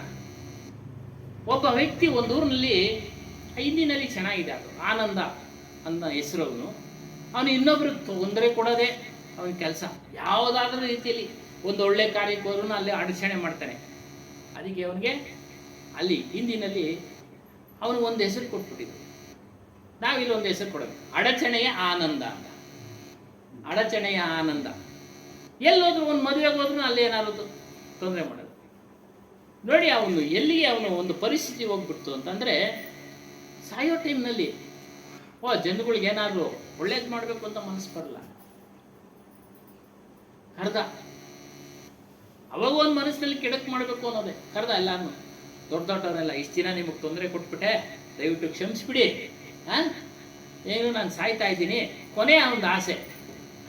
ಏನು ಕೊನೆ ಆಸೆ? ನಾನು ಸತ್ತ ಮೇಲೆ ನಂದು ಗಂಟ್ಲಿಗೆ ಒಂದು ಬಾಯಿಗೊಂದು ಕೋಲು ಹೊಡೆದ್ಬಿಡಿ, ಕೋಲು ಇಟ್ಬಿಟ್ಟು ತಗೊಂಡೋಗಿ ದಹನ ಸಂಸ್ಕಾರ ಮಾಡಿಬಿಡಿ, ಕೋಲು ಇಟ್ಬಿಡಿ, ಹೊಡೆದ್ಬಿಡಿ. ಓಪನ್ ಆಗಿಲ್ಲ ಅಂದ್ರೆ ಬಲವಂತವಾಗಿ ಹೊಡೆದ್ಬಿಡಿ, ಬಾಯಿಗೆ ದೊಡ್ಡದು ಒಂದು ಹೊಡಿ ಇದ್ದುದು. ಸತ್ತೋದ. ಪಾಪ ಹಿರಿಯರು ಬುದ್ಧಿವಂತರಲ್ಲ, ಏನೂ ಇಲ್ಲ, ವಿಚಾರ ಮಾಡಲಿಲ್ಲ. ಅವನೇನೋ ಕೇಳ್ಬಿಟ್ಟು ಅವನೇ ಕೊನೆ ಆಸೆ ಅಂತೇಳಿ ಒಂದು ಕೋಲು ಇಟ್ಬಿಟ್ಟು, ಅದು ಓಲಿಲ್ಲ, ಬಲವಂತಾಗಿ ಹೊಡೆದ್ಬಿಟ್ರು. ಈ ಕಡೆ ಬಂದ್ಬಿಡ್ದು. ಈ ಕಡೆ ಬಂದಮೇಲೆ ಏನು ರಕ್ತ ಅವ್ರಿತ್ತಲ್ಲ, ರಕ್ತ ಆಯಿತು. ಎಲ್ಲ ತಗೊಂಡೋದು ಶವ ಸಂಸ್ಕಾರಕ್ಕೆ ತಗೊಂಡೋಗ್ಬೇಕು. ಆ ಕಡೆಯಿಂದ ಎದುರದಿಂದ ಜೀಪ್ ಬಂತು. ಯಾವುದು? ನಮ್ಮದೇ ಜೀಪು ಸ್ವಾಮಿ, ಪೊಲೀಸ್ ಜೀಪ್ ಬಂತು. ಯಾರಪ್ಪ ಕೇಳಿದ್ರು ಸಾಮಾನ್ಯ, ಯಾರಪ್ಪ ಊರಿನಲ್ಲಿ ಯಾರೋ ಸತ್ತೋಗಿದ್ದಾರೆ, ಇಷ್ಟೊಂದು ಜನ ಇದ್ದೀರಾ? ಹಿಂಗೆ ಇದ್ದ ಸ್ವಾಮಿ, ಯಾರೋ ಒಬ್ಬನು ಸತ್ತೋಗಿದ್ದಾನೆ. ನೋಡಿದ್ರು ಇದು ಕಾಣ್ತಾ, ಅದೇನು ಎತ್ತರವಾಗಿ ಏನು ಕಾಣ್ತಾ ಇದ್ದೆ ಅದು. ಅವಾಗ ಹೇಳ್ಬಿಟ್ರು ಇವರು, ನೋಡಿ ಹಿಂಗೆ ಹೇಳ ಮಾಡ್ದ, ಇಳಿಸಿ ಅಂದರು. ನೋಡಿದ್ರು ಎಲ್ಲ ರಕ್ತ. ನೀವೇ ಯಾರೋ ಏನೋ ಮಾಡಿದ್ದೀರಾ, ನಡೀರಿ ಎಲ್ಲರೂ ಒಳಗಡೆ. ಕತೆ ಏನಕ್ಕೆ ಈ ಕತೆ ಅಂದರೆ, ಕೆಡುಕು ಮಾಡೋ ಸ್ವಭಾವ ಯಾರಲ್ಲಾದರೂ ಇದ್ದರೆ ಅವರು ಸಹ ಮನಸ್ಸು ನಿಗ್ರಹ ಮಾಡೋದಕ್ಕಾಗೋದಿಲ್ಲ. ಅವ್ರ ಮನಸ್ಸು ಕೆಡುಕು ಮಾಡೋದೇ ಸ್ವಭಾವ. ಅವ್ರು ಹುಟ್ಟಿರೋದೇ ಹಾಗೆ, ಹುಟ್ಟಿರೋದೇ ಹಾಗೆ. ಅದನ್ನು ಬುದ್ಧಿವಂತಿಕೆಯಿಂದ ನಾವು ಅವ್ರನ್ನ ದೂರ ಇಡಬೇಕು. ಬುದ್ಧಿವಂತಿಕೆಯಿಂದ ದೂರ ಇಡಬೇಕು. ಅವರಿಂದ ನಾವೇ ದೂರ ಇಟ್ಬಿಡ್ಬೇಕು. ಅಲ್ಲಿಗೆ ಸೇರಿರೋರು ಮಾಡ್ದಂಗಿದ್ರೆ ಒಳ್ಳೇದಾಗಿತ್ತು. ಹೌದು ಸ್ವಾಮಿ. ಏನೋ ಅವ್ರ ಮಾತು ಪಾಪ ಅವ್ನ ಕೊನೆಗೆ ಕಲಿಯಪ್ಪ ಅಂತ ಹೇಳ್ಬಿಟ್ಟು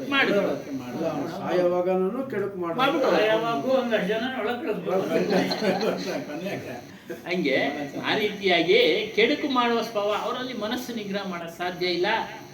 ಮಾದಕ ಪಾನೀಯಗಳನ್ನು ಸೇವಿಸುವ ವ್ಯಕ್ತಿಯಿಂದ, ಅವ್ಯವಸ್ಥಿತವಾಗಿ ಬದುಕುವ ವ್ಯಕ್ತಿಯಿಂದ, ಒಂದು ವ್ಯವಸ್ಥೆ ಇದೆ ನಮಗೆ. ನಮ್ಮ ತಂದೆ ತಾಯಿಗಳು ಮದುವೆ ಮಾಡಿದ್ರು, ಒಂದು ಮನೆ ಮಾಡಿದ್ರು, ಒಂದು ದೀಪಾಚಕ್ಕೆ ಅಂತೇಳಿ ಒಂದು ಹೆಣ್ಮಗಳನ್ನ ಮದುವೆ ಮಾಡಿದ್ರು. ಎಲ್ಲ ವ್ಯವಸ್ಥೆ. ಆ ವ್ಯವಸ್ಥೆಯ ಅಡಿಯಲ್ಲಿ ನಾವು ಬದುಕಬೇಕು. ಅದನ್ನ ಅವ್ಯವಸ್ಥೆ ಮಾಡ್ಕೊಳ್ಬಾರ್ದು. ಈಗ ಅವ್ಯವಸ್ಥೆ ಆಗ್ಬಿಟ್ಟಿದೆ ಸಮಾಜ. ಅವ್ಯವಸ್ಥೆ ಯಾರ್ಯಾರು ಮಾಡ್ಕೊಂಡಿದ್ದಾರೋ ಅವರವರ ಜೀವನದಲ್ಲಿ ಅವರಲ್ಲಿ ಶಾಂತಿ ಇಲ್ಲ, ಅಶಾಂತಿ ತುಂಬಿದೆ. ಅಶಾಂತಿ ತುಂಬಿದೆ. ನಾವು ನೋಡ್ತಾ ಇರ್ತೀವಿ, ಪೇಪರ್ನಗಳೆಲ್ಲ ಬರ್ತಾ ಇರ್ತವೆ. ಯಾರ್ದೋ ಉದಾಹರಣೆ ಕೊಡಬೇಕಾಗಿಲ್ಲ. ಯಾರ್ಯಾರ್ದೋ ಉದಾಹರಣೆ ಕೊಡ ಪೇಪರ್ನಲ್ಲಿ ಈಗ ಬೆಲ್ಲ ಬರ್ತಾ ಇರ್ತೀವಿ ಅಲ್ಲ, ಬರ್ತಾ ಇರುತ್ತೆ. ಸ್ವೇಚ್ಛೆಯಾಗಿ. ಸ್ವಾಮಿ ನಾವು ಮಾಡ್ಕೊಂಡಿಲ್ಲ ಸ್ವಾಮಿ, ನೀವೇ ಹೇಳ್ತೀರಲ್ಲ ಕರ್ಮಫಲದ ಅನುಸಾರವಾಗಿ ಬಂದಿರೋದಂತ. ಬುದ್ಧಿ ಇಲ್ವಾ ಸ್ವಾಮಿ? ಏನೋ ಗೊತ್ತಿಲ್ಲ. ಬುದ್ಧಿಯಿಂದ ನಾವು ಅದನ್ನು ನಿರ್ಣಯ ಮಾಡ್ಕೊಳ್ಬೇಕು. ನಾವು ಅದೇ ಹೇಳ್ತಾರೆ, ಜಡ್ಜಿ ಹೇಳ್ತಾರೆ ಸರಿ ಇಲ್ಲಮ್ಮ ಒಟ್ಟಾಗಿ ಹೋಗಿ ಅಂತ. ಎಷ್ಟೋ ಕಲ್ಯಾಣಗಳು ತಿರ್ಗಾ ಡೈವರ್ಸ್ಗೆ ಅಂತ ಬಂದಿದ್ದವು, ತಿರ್ಗಾ ಜೊತೆಯಲ್ಲಿ ಹೋದ್ರಲ್ಲ, ಪೇಪರ್ನಲ್ಲಿ ಬರ್ತಿದೆ. ಅವ್ನು ಗುರು ಆದ ಆ ಸಮಯದಲ್ಲಿ ಜಡ್ಜು ಗುರು ಆದ ನೋಡಿ. ಮೊದಲೇ ಹೇಳಿರ್ತಾರೆ ಯಾರಾದ್ರೂ ಅದು ಸರಿ ಇಲ್ಲ ಹೇಗೋ.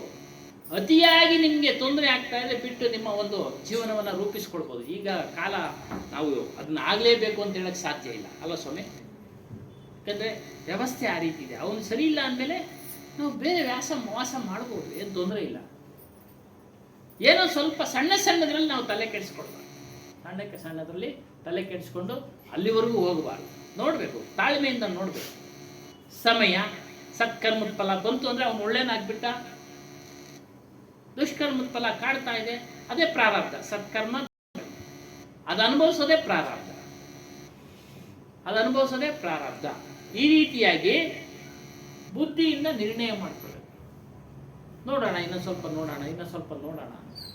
ತೀರ ಹದಗೆಟ್ರೆ ಅದು ಏನು ಮಾಡೋಕ್ಕಾಗಲ್ಲ, ಅವ್ರವ್ರ ಪ್ರಾರಬ್ಧ. ನೀವು ಹೇಳ್ದಂಗೆ ಆದ್ರಿಂದ ಅತಿಯಾಗಿ ತಿನ್ನೋದು ಅಷ್ಟೇ. ಒಂದು ಇತಿಮಿತಿ ಇರಬೇಕು ತಿನ್ನೋದಕ್ಕೆ. ನಾವು ತಿಂತಾ ಇದ್ವಿ 4 ಟೈಮು ದಿನ,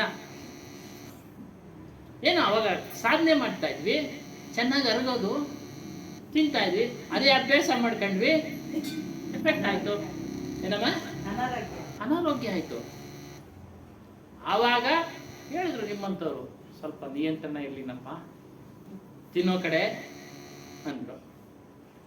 ಅವ ನಿಯಂತ್ರಣ ಮಾಡ್ಬಿಟ್ವಿ, ನಿರ್ಣಯ ಮಾಡ್ಬಿಟ್ವಿ. ನಾವು ಇವತ್ತಿಂದ ನಮಗೆ ಎಷ್ಟು ಬೇಕೋ ಅಷ್ಟೇ ತಿನ್ಬೇಕು. ವಯಸ್ಸಾದ್ಮೇಲೆ ಇನ್ನೂ ನಮ್ಗೆ ಎಷ್ಟು ಬೇಕೋ ಅಷ್ಟೇ. ಏನ ನಾವು ಮಧ್ಯಾಹ್ನ ತೀರ್ಮಾನ ಮಾಡ್ತೀವಿ, ಸಾಯಂಕಾಲದಷ್ಟೊತ್ತಿಗೆ ಆಗತ್ತೆ. ಅಲ್ಪ ಸ್ವಲ್ಪ ತಿನ್ಬೇಕು, ಸ್ವಲ್ಪ ಮಧ್ಯಾಹ್ನ ತಿನ್ಬೇಕು. ಇಷ್ಟಿನ ಜಾಗದಾಗ ಇಷ್ಟು ತಿಂದಿದ್ದೀವಿ ಅಂತ ಭ್ರಮೆ ಒಳಗಿದೆ. ಗಾದೆ ಇದಲ್ಲ, ಬೆಳಿಗ್ಗೆ ರಾಜಕುಮಾರನಂತೆ ಸೇವನೆ ಮಾಡಬೇಕು, ಮಧ್ಯಾಹ್ನ ರಾಜನಂತೆ, ರಾತ್ರಿ ಭಿಕ್ಷುಕನಂತೆ. ವಯಸ್ಸಾದ್ಮೇಲೆ 3 ಹೊತ್ತು ಭಿಕ್ಷುಕನಂತೆ ತಿಂದ್ರೇನೆ ಒಳ್ಳೇದು. ಏನ್ ಸ್ವಾಮಿ? ಎಷ್ಟು ಬೇಕೋ ಅಷ್ಟು, ಅವ್ನಿಗೆ ಎಷ್ಟು ಸಿಗುತ್ತೋ ಅಷ್ಟಲ್ಲೇ ತೃಪ್ತಿ ಆಗ್ತಾನಲ್ಲ, ಅವಾಗ ಆರೋಗ್ಯ ಚೆನ್ನಾಗಿರುತ್ತೆ. ನೋಡಿ, ಮಾತನಾಡೋದು, ಅತಿ ಹೆಚ್ಚು ಮಾತನಾಡೋದು ಎಲ್ಲ ಬಿಡ್ಬೇಕು. ಎಷ್ಟು ಅವಶ್ಯಕತೆ ಇದೆ ಅಷ್ಟೇ ಮಾತಾಡ್ಬೇಕು. ಕೆಲಸ ಮುಗೀತು. ಮತ್ತೆ ಅತಿ ಹೆಚ್ಚು ಕಾಲ ಮಲಗಬಾರ್ದು, ಒಂದು ಲಿಮಿಟೇಷನ್. ವಯಸ್ಸಾದವರಿಗೆ ಎಕ್ಸಂಪ್ಷನ್ ಇದೆ. ಡಾಕ್ಟ್ರೇ ಹೇಳ್ತಾರೆ 8 ಗಂಟೆ ಕಾಲ ನಿದ್ದೆ ಮಾಡಿ ವಯಸ್ಸಾದವರು ಅಂತ. ವಯಸ್ಸು ಇರೋರಿಗೆ ಅದನ್ನ ನಿಗ್ರಹ ಮಾಡತಕ್ಕಂಥ ಶಕ್ತಿ ಇರೋರಿಗೆ ಮಾಡಿ. ವಯಸ್ಸಾಗಿರೋರು ಸಹ ಅವ್ರಿಗೆ ಅಭ್ಯಾಸ ಇದ್ರೆ ಅವರು 3 ಗಂಟೆಗೆ ಎದ್ದೇಳೋದು, 2 ಗಂಟೆಗೆ ಎದ್ದೇಳೋದು, 4 ಗಂಟೆಗೆ ಎದ್ದೇಳೋದು, ಅದೇನೋ ಅವರು ಪ್ರೇಯರ್ ಮಾಡೋದು, ಧ್ಯಾನ ಮಾಡೋದು, ಇನ್ನೊಂದು ಇರುತ್ತೆ. ಅದು ಮಾಡ್ಕೊಳ್ಳಿ. ಒಟ್ಟಾರೆ ಅತಿಯಾಗಿ ಮಲಗಬಾರ್ದು, ಅತಿಯಾಗಿ ನಿದ್ದೆನೂ ಕೆಡಬಾರ್ದು. ಹೇಳೋರು ನಿದ್ಗೆಟ್ಟವನಿಗೆ ಬುದ್ಧಿನೂ ಕೆಟ್ಟೋಗಿದೆ ಅಂತ.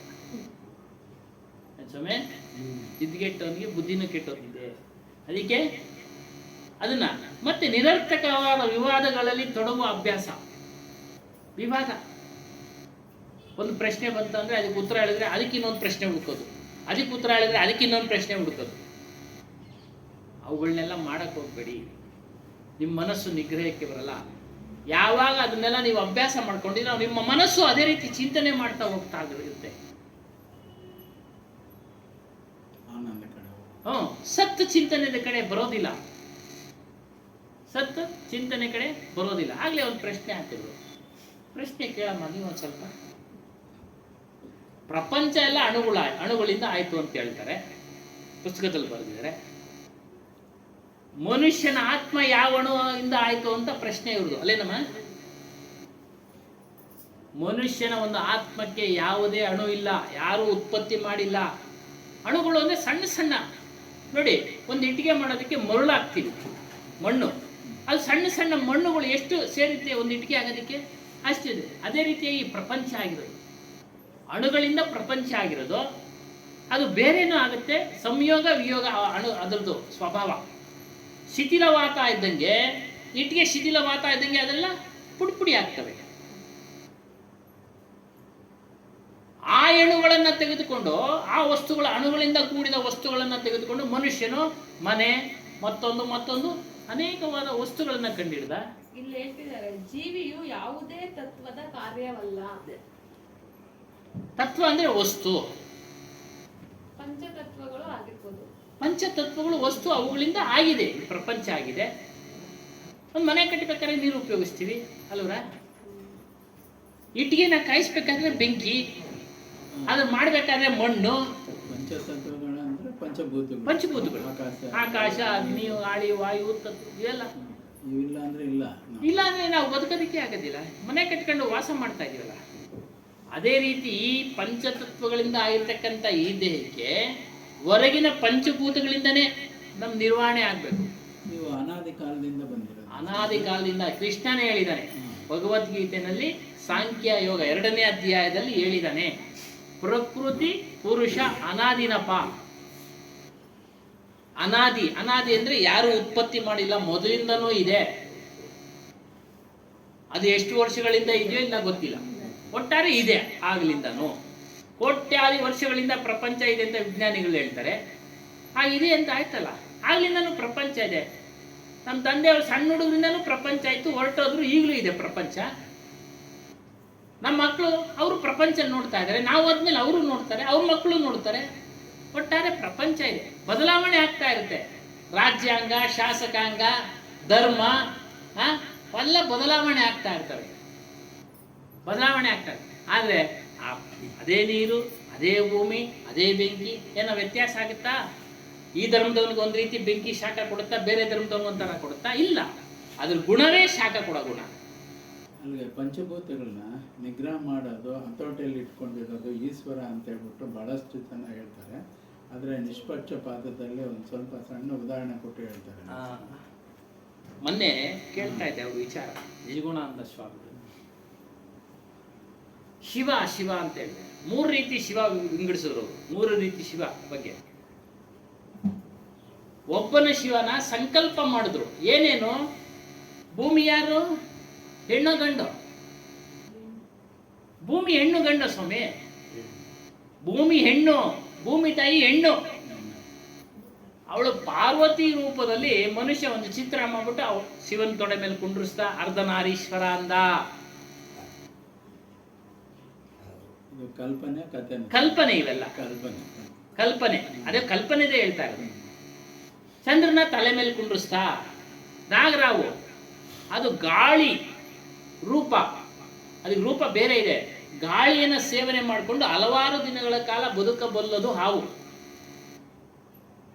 ಅದನ್ನ ತಗೊಂಡೋಗಿ ತಲೆ ಮೇಲೆ ಕುತ್ತಿಗೆನಲ್ಲಿ ಕಟ್ಟಾಕ್ದ. ಶಿವನ ಯಾವ ರೀತಿ ಸಂಕಲ್ಪ ಮಾಡೋದು. ಮತ್ತೆ ಗಂಗೆ ನೀರು ನೋಡಿ, ಆ ಪಂಚಭೂತಗಳ ವಿಚಾರಗಳನ್ನ ಆ ಶಿವನಲ್ಲಿ ಸಂಕಲ್ಪಿಸಿ ಮಾಡಿದ್ರು. ಗಂಗೆ ನೀರು ತಲೆ ಮೇಲೆ ಇಟ್ಟ. ಪಾರ್ವತಿ ಭೂಮಿ, ಬೆಂಕಿ ಮಧ್ಯದಲ್ಲಿ ಕೊಟ್ಬಿಟ್ಟ, 3ನೇ ನೇತ್ರ ಅಂತ. ಇದು ಮೊದಲನೇ ಶಿವ. ಪಂಚಭೂತಗಳನ್ನು ಸೇರಿಸಿ ಒಂದು ಸಂಕಲ್ಪ ಮಾಡಿ, ಒಂದು ಕಲ್ಪನೆ ಮಾಡಿ, ಒಂದು ಬಿಟ್ಟ. ಇನ್ನೊಂದು ಶಿವ ಹಿಮಾಲಯದಲ್ಲಿ ಇದ್ದ. ಯಾವುದೋ ಕಾಲದಲ್ಲಿ ಅವನು ತಪಸ್ಸು ಮಾಡ್ತಾ ಇದ್ದಲ್ಲ ಶಿವ. ಅವನು ಇದ್ದ ಯಾವುದೋ ಕಾಲದಲ್ಲಿ, ಅವನು ಹೊರಟೋದ. 3ನೇ ಶಿವ ಯಾರು ಅಂದ್ರೆ ನಮ್ಮೆಲ್ಲರ ಸ್ವರೂಪ. ಇದು ನೋಡಿ ನಿಜವಾದ ಶಿವ ಅಂದ್ರು ಯಾರು? ನಮ್ಮ ನಿಮ್ಮೆಲ್ಲರ ಆತ್ಮ, ನಮ್ಮ ನಿಮ್ಮೆಲ್ಲರ ಅರಿವು. ಮನುಷ್ಯ ಕಲ್ಪನೆ ಮಾಡಿದ್ದಾನೆ ಸ್ವಾಮಿ. ಇದೆಲ್ಲ ಕಲ್ಪನೆ. ಅಲ್ಲಿಗೆ ನಾವು 1ನೇದು 2ನೇದನ್ನ ಹಿಡ್ಕೊಂಡು ಅದನ್ನೇ ಹೇಳ್ಕೊಂಡು ಹೋಗ್ತಾ ಇರೋದು ನಾವು. ಯಾಕಂದ್ರೆ ಗೊತ್ತಿಲ್ಲ, 1, 2ನೇದಿನಿಂದಾನೇ ಇವು ಅಗ್ನಿ, ಗಾಳಿ ಯಾವ್ದನ್ನು ನಾವು ಯೋಚನೆ ಮಾಡಲ್ಲ. ಅವನಿಂದಾನೇ ಅನ್ನೋ ಲೆಕ್ಕಕ್ಕೆ ಬಂದಿದೆ. ನಮ್ಗೆ ವಿಚಾರ ಇಲ್ಲ, ತಿಳಿತಾ ಇಲ್ಲ. ನೀರ್ ಬಗ್ಗೆ ನಮ್ ಗಮನನೇ ಇರಲ್ಲ, ಅದಕ್ಕೆ ನಮಸ್ಕಾರನೂ ಹಾಕೊಳ್ಳಲ್ಲ. ಗಾಳಿ ಬಗ್ಗೆ ನಮ್ ಗಮನನೇ ಇಲ್ಲ, ಆದ್ರೆ ಈಶ್ವರನೇ ಅಂತ ಹೇಳ್ಬಿಟ್ಟು ನಾವು ಬಹಳಷ್ಟು ಜನ ಸೃಷ್ಟಿ ಮಾಡಿದ್ದಾರೆ. ಅದನ್ನ ಪೂಜೆ ಮಾಡ್ಕೊಂಡು ಬಂದಿದ್ದಾರೆ. ವಿಚಾರ ಗೊತ್ತಿಲ್ಲ, ಮಾಡ್ತಾ ಇದ್ದಾರೆ. ನಾವು ವಿಚಾರ ಹೇಳಿದ್ಮೇಲೂ ಕೇಳೋದಿಲ್ಲ, ಕೆಲವರು ಕೇಳೋದಿಲ್ಲ, ತಗೊಳ್ಳೋದಿಲ್ಲ. ಅವರ ಒಂದು ಪ್ರಾರಬ್ಧದಲ್ಲಿ ಈ ಆತ್ಮಜ್ಞಾನ ಸತ್ಯಜ್ಞಾನವನ್ನು ತೆಗೊಳ್ಳೋ ಒಂದು ಪುಣ್ಯ ಇಲ್ಲ, ಟೈಮೂ ಇಲ್ಲ. ಅದು ಒಳ್ಳೇದೇ,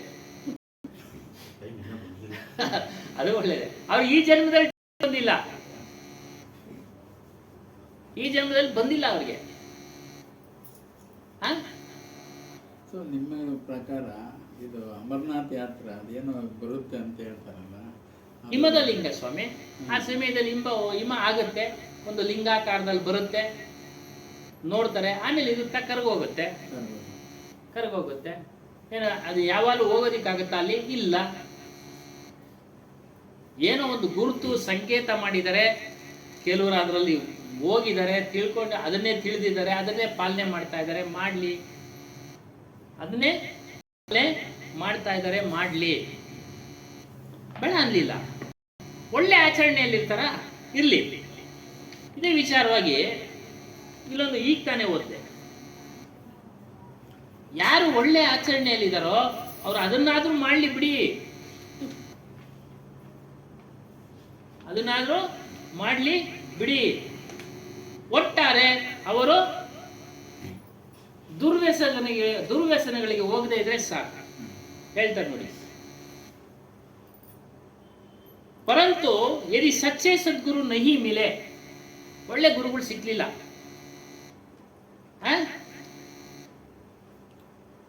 ಆತ ಏನ್ ಮಾಡ್ತಾನೆ, ಯಾವುದೋ ನಶೆನಲ್ಲಿ ಬೀಳೋದಲ್ಲ, ಯಾವುದೋ ಅಮಲಿ ಬೀಳೋದಲ್ಲ ಅವನ ಜೀವನ. ಈ ಪ್ರಪಂಚದಲ್ಲಿ ಒಳ್ಳೊಳ್ಳೆ ಕಾರ್ಯಕ್ರಮಗಳನ್ನ ನಿರ್ವಹಿಸಿದ್ದಾರೆ, ಕರ್ಮಗಳನ್ನ, ಕೆಲಸ ಕಾರ್ಯಗಳನ್ನ, ಒಂದು ಪೂಜೆ, ಒಂದು ಪುರಸ್ಕಾರ, ಒಂದು ವ್ರತ, ಏನೋ ಒಂದು ಮಾಡಿದ್ದಾರೆ ಕಟ್ಟುಪಾಡುಗಳು. ಅದನ್ನಾದ್ರೂ ಮಾಡಲಿ, ಸಾಧ್ಯ ಆದರೆ ಅದ್ರ ಜೊತೆನಲ್ಲಿ ಸತ್ಯವನ್ನ ತಿಳಿಯೋ ಪ್ರಯತ್ನ ಮಾಡಲಿ.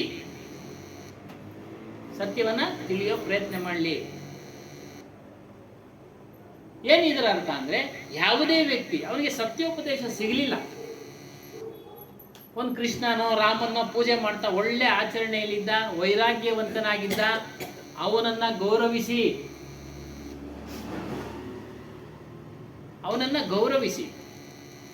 ಯಾಕಂದ್ರೆ ಒಳ್ಳೆ ಆಚರಣೆಯಲ್ಲಿದ್ದಾನೆ, ಒಳ್ಳೆ ಸ್ವಭಾವ, ಒಳ್ಳೆ ವ್ಯಕ್ತಿತ್ವ.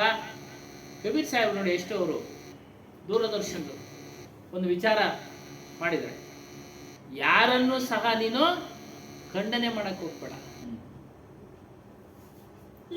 ಯಾವುದೇ ಒಂದು ವಿಧದಲ್ಲಿ ಒಳ್ಳೆ ರೀತಿಯಿಂದ ಬದುಕ್ತಾ ಇದ್ದಾರೆ, ಗೌರವಿಸಿ. ಸಾಧ್ಯ ಆದರೆ ಕೇಳಿದ್ರೆ ಸತ್ಯ ವಿಚಾರ ತಿಳಿಸಿ, ಬದಲಾವಣೆ ಆದರೆ ಆಗಲಿ, ಇಲ್ಲ ಅಂದರೆ ಹಂಗೆ ಬದುಕಲಿ. ಅದು ಅವರಿದು. ಮನುಷ್ಯ ಮನಸ್ಸನ್ನ ನಿಗ್ರಹ ಮಾಡಿದಂಥ ವ್ಯಕ್ತಿ ಕೃಷ್ಣನನ್ನ ಪೂಜೆ ಮಾಡಲಿ, ರಾಮನನ್ನ ಪೂಜೆ ಮಾಡಲಿ, ಇನ್ನೊಬ್ರು ಕೆಲ್ಸ ಮಾಡ್ತಾ ಇಲ್ವಾ? ಒಳ್ಳೆ ಚಾರಿತ್ರವಂತನಾಗಿ ಬದುಕ್ತಾ ಇದ್ದಾನ, ಸಾಕಲ್ವ ಬಿಡಿ. ಮುಂದೆ ಅವನಿಗೆ ಆಗ್ಬೋದು, ಮುಂದಿನ ಜನ್ಮದಲ್ಲಿ ಸತ್ಯ ಸಾಕ್ಷಾತ್ಕಾರ ಆಗ್ಬೋದು. 1-2 ಜನ್ಮಕ್ಕೆ ಆಗೋದಿಲ್ಲ. ನಾವೆಲ್ಲ ಪುಣ್ಯವಂತರು, ತಿಳಿಯೋ ಒಂದು ಅವಕಾಶ ಸಿಕ್ಬಿಟ್ಟಿದೆ ನಮಗೀಗ. ತಿಳಿತಾ ಇದ್ದೀವಿ. ಅದನ್ನ ಧಾರಣೆ ಮಾಡ್ಕೊಳ್ಬೇಕು. ಮತ್ತೆ ಹುಟ್ಟೋದನ್ನ ತಪ್ಪಿಸ್ಕೊಳ್ಳಿ ಅಂತ ಕಬೀರ್ ಸಾಹೇಬರ ಸಂದೇಶ. ಮತ್ತೆ ಹುಟ್ಟೋದನ್ನ ತಪ್ಪಿಸ್ಕೊಳ್ಳಿ, ಸಾವನ್ನ ಗೆಲ್ಲಿರಿ. ಹಾಗಾಗಿ ಏನು ಮನಸ್ಸು, ಸ್ವಾಮಿಗಳು ಒಂದು ಒಳ್ಳೆಯ ಪುಸ್ತಕ ತಂದು ಕೊಟ್ಟರು ನೋಡಿ, ಓದೋಣ. ಮನಸ್ಸಿನ ಬಗ್ಗೆನೂ ಇದೆ ಇದರಲ್ಲಿ, ಮನಸ್ಸಿನ ಬಗ್ಗೆ ಇದೆ. ಹರಿಯುವ ನದಿಯನ್ನು ತಡೆಯಬಹುದು, ಹರಿಯುವ ಮನಸ್ಸನ್ನ ತಡೆಯುವುದು ಕಷ್ಟ ಸಾಧ್ಯ. ನೀರನ್ನ ನಿಲ್ಲಿಸಿ ಡೈವರ್ಟ್ ಮಾಡ್ಬೋದು ಈ ಕಡೆಗೆ, ಆದರೆ ಮನಸ್ಸನ್ನ ಕಷ್ಟನಪ್ಪ ಅಂತ ಅದೇ ಅವ್ನು ಕೇಳಿದ್ರು ಅರ್ಜುನ. ಕಷ್ಟ, ಅಭ್ಯಾಸ ಮಾಡಯ್ಯ ಆಗತ್ತೆ, ಅಭ್ಯಾಸ ಮಾಡಯ್ಯ. ಅದರಿಂದ ಈ ನೈತಿಕ ಕಟ್ಟುಪಾಡುಗಳು ಮನುಷ್ಯನ ಜೀವನದಲ್ಲಿ ಮುಖ್ಯ. ಪರರ ದೋಷಗಳನ್ನ ಕೆದಕೋದಲ್ಲ, ಪರರ ದೋಷಗಳು ಅವ್ರ ಪಾಡಿಗೆ ಅವ್ರು ಇರ್ತಾರೆ. ನಮ್ಗೆ ಯಾಕೆ? ನಮ್ಗೇನು ಕೆಲಸ ಬೇಕು ಅವರಿಂದ? ಏನೋ ಒಂದು ಕೆಲಸ ಆಗಬೇಕು, ಕೆಲಸ ಮಾಡಿಸ್ಕೊ, ಸುಮ್ಮನೆ ಅಷ್ಟೇ. ಅವನ ಹಂಗವನೇ, ಇವನು ಹಿಂಗವನೇ, ಅವ್ರ ಹಂಗವನೇ, ಯಾಕೆ ಬೇಕು? ನಮ್ಮದೇ ಆಸ್ಕೊಳ್ಳೋ ಅಷ್ಟಿದೆ, ಒತ್ಕೊಳ್ಳೋ ಅಷ್ಟಿದೆ. ಅಪ್ಪ ಅವ್ರು ಹೇಳೋದು ಸ್ವಾಮಿಗಳು. ನಮ್ದೇ ಎಷ್ಟೋ ಇದೆ, ಆಸ್ಕೊಳ್ಳೋ ಅಷ್ಟಿದೆ, ಒತ್ಕೊಳ್ಳೋ ಅಷ್ಟು ಇದೆ. ವಿಚಾರ ಮಾಡ್ರಿ ನೀವು, ನಿಮ್ಮ ವಿಚಾರನ ವಿಚಾರ ಮಾಡಿ. ಮತ್ತು ದೇಹದಂಡನೆ, ಅವಾಗ ಹೇಳ್ತಾ ಇದ್ರು ದೇಹದಂಡನೆ. ಈ ಜೈನ ಮುನಿಗಳೆಲ್ಲ ತಮ್ಮ ಒಂದು ಶರೀರವನ್ನು ತ್ಯಾಗ ಮಾಡ್ಬೇಕಾದ್ರೆ ದೇಹದಂಡನೆ ಮಾಡ್ಕೊಳ್ತಾರೆ ನೋಡಿ. ಅನಗತ್ಯವಾಗಿ ದೇಹದಂಡನೆ ಮಾಡಿಕೊಳ್ಳುತ್ತಾರೆ, ವ್ಯರ್ಥವಾದ ಉದ್ದೇಶ ಇದು. ಶಕ್ತಿಯನ್ನ ದುರ್ವ್ಯಯ ಮಾಡ್ತಾರೆ, ಇವ್ರಿಗೆಲ್ಲ ಆಗೋದಿಲ್ಲ ಮನಸ್ಸು ಕಂಟ್ರೋಲ್. ಅದು ಸುಮ್ಮನೆ ಬಲವಂತವಾಗಿ ಕೂದಲಿಕ್ಕೆ ಅದು ಅದೆಲ್ಲ ಚಪ್ಪಲಿ ಅದಕ್ಕೆ ಒಪ್ಲಿಲ್ಲ ಸ್ವಾಮಿ ನಮ್ಮ ಕಬೀರ್ ಸಾಹೇಬ್ರು. ಹೌದು, ಆಚಾರಗಳನ್ನ ಕಬೀರ್ ಸಾಹೇಬ್ರು ಆ ಕಾಲದಲ್ಲಿ ಎಲ್ಲಾ ವಿಚಾರಗಳನ್ನ ನೋಡಿ ಎಲ್ಲವನ್ನ ಶೋಧನೆ ಮಾಡಿ ಸ್ವಂತ ಅನುಭವ ಮಾಡಿ ನಮಗೆ ಪರೀಕ್ಷೆ ಮಾಡಿ ಕೊಟ್ಬಿಟ್ರು. ನೋಡಿ, ಇದೇ ಸತ್ಯ, ಇದೇ ಶಾಶ್ವತ, ಸರಳವಾಗಿದೆ, ಇದು ಸರಳವಾಗಿದೆ. ಆ ವ್ರತ ಈ ಪೂಜೆ ಏನು ಮಾಡೋ ಅವಶ್ಯಕತೆ ಇಲ್ಲ. ನಿಮ್ಮ ಮನಸ್ಸನ್ನ ನಿಲ್ಲಿಸ್ಕೊಳ್ಳಿ ಸಾಕು. ನಿಮ್ಮ ಸಂಕಲ್ಪಗಳು ನಿರ್ಣಯಗಳು ಚೆನ್ನಾಗಿರಲಿ, ಸದುದ್ದೇಶವಾಗಿರಲಿ.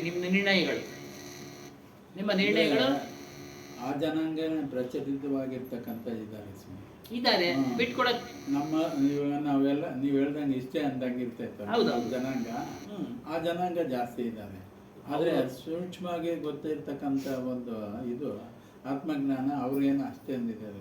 ಅವ್ರಿಗೇನೋ ಒಂದು ಮೂಢನಂಬಿಕೆ, ಅವ್ರದ್ದು ಪರಂಪರೆ, ಅವ್ರು ಬಿಟ್ಕೊಡಕ್ ತಯಾರಿಲ್ಲ ಸ್ವಾಮಿ. ಅವ್ರ ಗುಂಪನ್ನ ಬಿಟ್ಕೊಡಕ್ ತಯಾರಿಲ್ಲ, ಹಾಗಾಗಿ ಅವರು ಪಾಲನೆ ಮಾಡ್ತಾರೆ. ಹಾಗಾಗಿ ನಾವು ಕೇಳ್ಕೋದಕ್ಕೂ ನಮಗೂ ಅವಕಾಶ ಇಲ್ಲ. ನಾವು ಅದನ್ನೇ ನಮಗೆ ಸೇರ್ಸೋದು ಇಲ್ಲ, ನಾವು ಹೋಗೋದು ಇಲ್ಲ ಅಲ್ವಾ? ಹೋಗ್ಲೂಬಾರ್ದು. ಸಿಕ್ಕಿದೆಯಲ್ಲ ನಮ್ಗೆ, ಅದಕ್ಕಿಂತ ಹೆಚ್ಚಿನಾಗಿದೆ ಸಿಕ್ಕಿದವಾಗ ನಾವ್ಯಾಕಲ್ಲ ಹೋಗೋಣ? ಆಚೆ ಕಡೆ ಬೇರೆ ನಾವು ಬೇರೆ ಆಚರಣೆ ಮಾಡ್ತಾರೆ, ಅದ್ರ ಕಡೆ ಗಮನ ಹೋಗೋದಿಲ್ಲ. ನಮ್ದು ಪರಂಪರೆ, ಪೂಜೆ ಪುನಸ್ಕಾರ ಅದು ಇದು ಅಂತ ಓದಾಡ್ತೀವಿ. ಅಲ್ಲ, ಹೇಳಿದ್ರು ನಾವು ತುಲನೆ ಮಾಡ್ಬೇಕು. ಅದು ಸರಿಯಾಗೈತಾ, ಇದು ಸರಿಯಾಗೈತಾ ಅಂತ ನಾವು ಯೋಚನೆ ಮಾಡೋ ಶಕ್ತಿ ಇರ್ತೈತಲ್ಲ ನಮ್ಗೆ. ಅವಾಗ ಯಾವ್ದು ಗಟ್ಟಿ ಅನ್ನೋದನ್ನ ಅದನ್ನ ಇಟ್ಕೊಂಡು ನಾವು ಮುಂದುವರಿಸ್ಬೇಕು. ಅದಕ್ಕೆ ನಾವೇನ್ ಮಾಡ್ಬೇಕು? ಸತ್ಸಂಗ ಕೇಳಬೇಕು. ಗಟ್ಟಿ ಯಾವುದು ಅಂತ ತಿಳ್ಕೊಳ್ಳಕ್ಕೆ ಸತ್ಸಂಗ ಕೇಳಬೇಕು. ಗಟ್ಟಿ ಯಾವ್ದನ್ನ ನಾವು ಗಟ್ಟಿ ಮಾಡ್ಕೊಳ್ಬೇಕು ನಾವು ನಮ್ಮ ಜೀವನದಲ್ಲಿ ಅನ್ನೋದಕ್ಕೆ ಸತ್ಸಂಗ ಬೇಕು. ಸತ್ಸಂಗ ಕೇಳಬೇಕು. ಅಸೂಯೆ ನೋಡಿ, ಒಂದೇ ಗಟ್ಟಿ ಆಗೋದು ಅಂತ ಎಲ್ರಿಗೂ ಗೊತ್ತಿದೆ, ಆದ್ರೆ ಸಂಖ್ಯಾಬಲ ಇಲ್ವಲ್ಲ ಇದೆ ಅಂತ. ಸಂಖ್ಯಾಬಲ ನಿಮ್ಮನ್ನು ಕಾಪಾಡುತ್ತೋ, ಆತ್ಮ ವಿಚಾರದಲ್ಲಿ ಸಂಖ್ಯಾಬಲ ನಿಮ್ಮನ್ನು ಕಾಪಾಡುತ್ತೋ, ನಿಮ್ಮನ್ನು ನೀವು ಕಾಪಾಡ್ಕೊಳ್ತೀರಾ. ಸಂಖ್ಯಾಬಲ ಯಾವತ್ತೂ ಕಾಪಾಡೋದಿಲ್ಲ. ಆ ಸಂಖ್ಯಾಬಲಕ್ಕೆ ನಮ್ಮ ವಿವರಣೆ ಏನು ಅಂತಂದ್ರೆ, ಇವತ್ತು ನೋಡಿ, ಸಂಖ್ಯಾಬಲಗಳ ಆಧಾರದ ಮೇಲೆ ಧರ್ಮ ವಿಭಜನೆ ಆಗ್ತಾ ಇದೆ, ಆಗಿದೆ. ಇವ್ರ ಸಂಖ್ಯೆ ಜಾಸ್ತಿ ಇದು, ಇವ್ರ ಕಡಿಮೆ ಸಂಖ್ಯೆ ಇದ್ದಾಗ ಇವ್ರು ಮಾಡತಕ್ಕಂಥ ಧರ್ಮದ ಆಚರಣೆಗಳು ಯಾಕೆ ಕಾಪಾಡಬಾರ್ದಾಗಿತ್ತು? ಯಾವುದೇ ಧರ್ಮಗಳು ವ್ಯಕ್ತಿಗತವಾಗಿ ರಕ್ಷಣೆ ಮಾಡೋದು ಕಡಿಮೆ ಏನೋ ಆಗುತ್ತೆ ಆ ಸಮಯಕ್ಕೆ. ಆದರೆ ಅವೆಲ್ಲ ತಾತ್ಕಾಲಿಕ ರಕ್ಷಣೆ. ಶಾಶ್ವತವಾದ ರಕ್ಷಣೆ ಕೊಡತಕ್ಕಂಥದ್ದು ಯಾವುದು ಅಂದ್ರೆ ನಮ್ಮೆಲ್ಲರ ಸ್ವರೂಪ. ಹುಟ್ಟೋದೇ ಇಲ್ವಲ್ಲ, ಹುಟ್ರೆ ತಾನೇ ಅವೆಲ್ಲ. ಆ ಧರ್ಮ ಈ ಧರ್ಮ, ನಮ್ದು ದೊಡ್ಡದು ಇವ್ರದ್ದು ದೊಡ್ಡದು, ಅವೆಲ್ಲ ಕಿತ್ತಾಟ.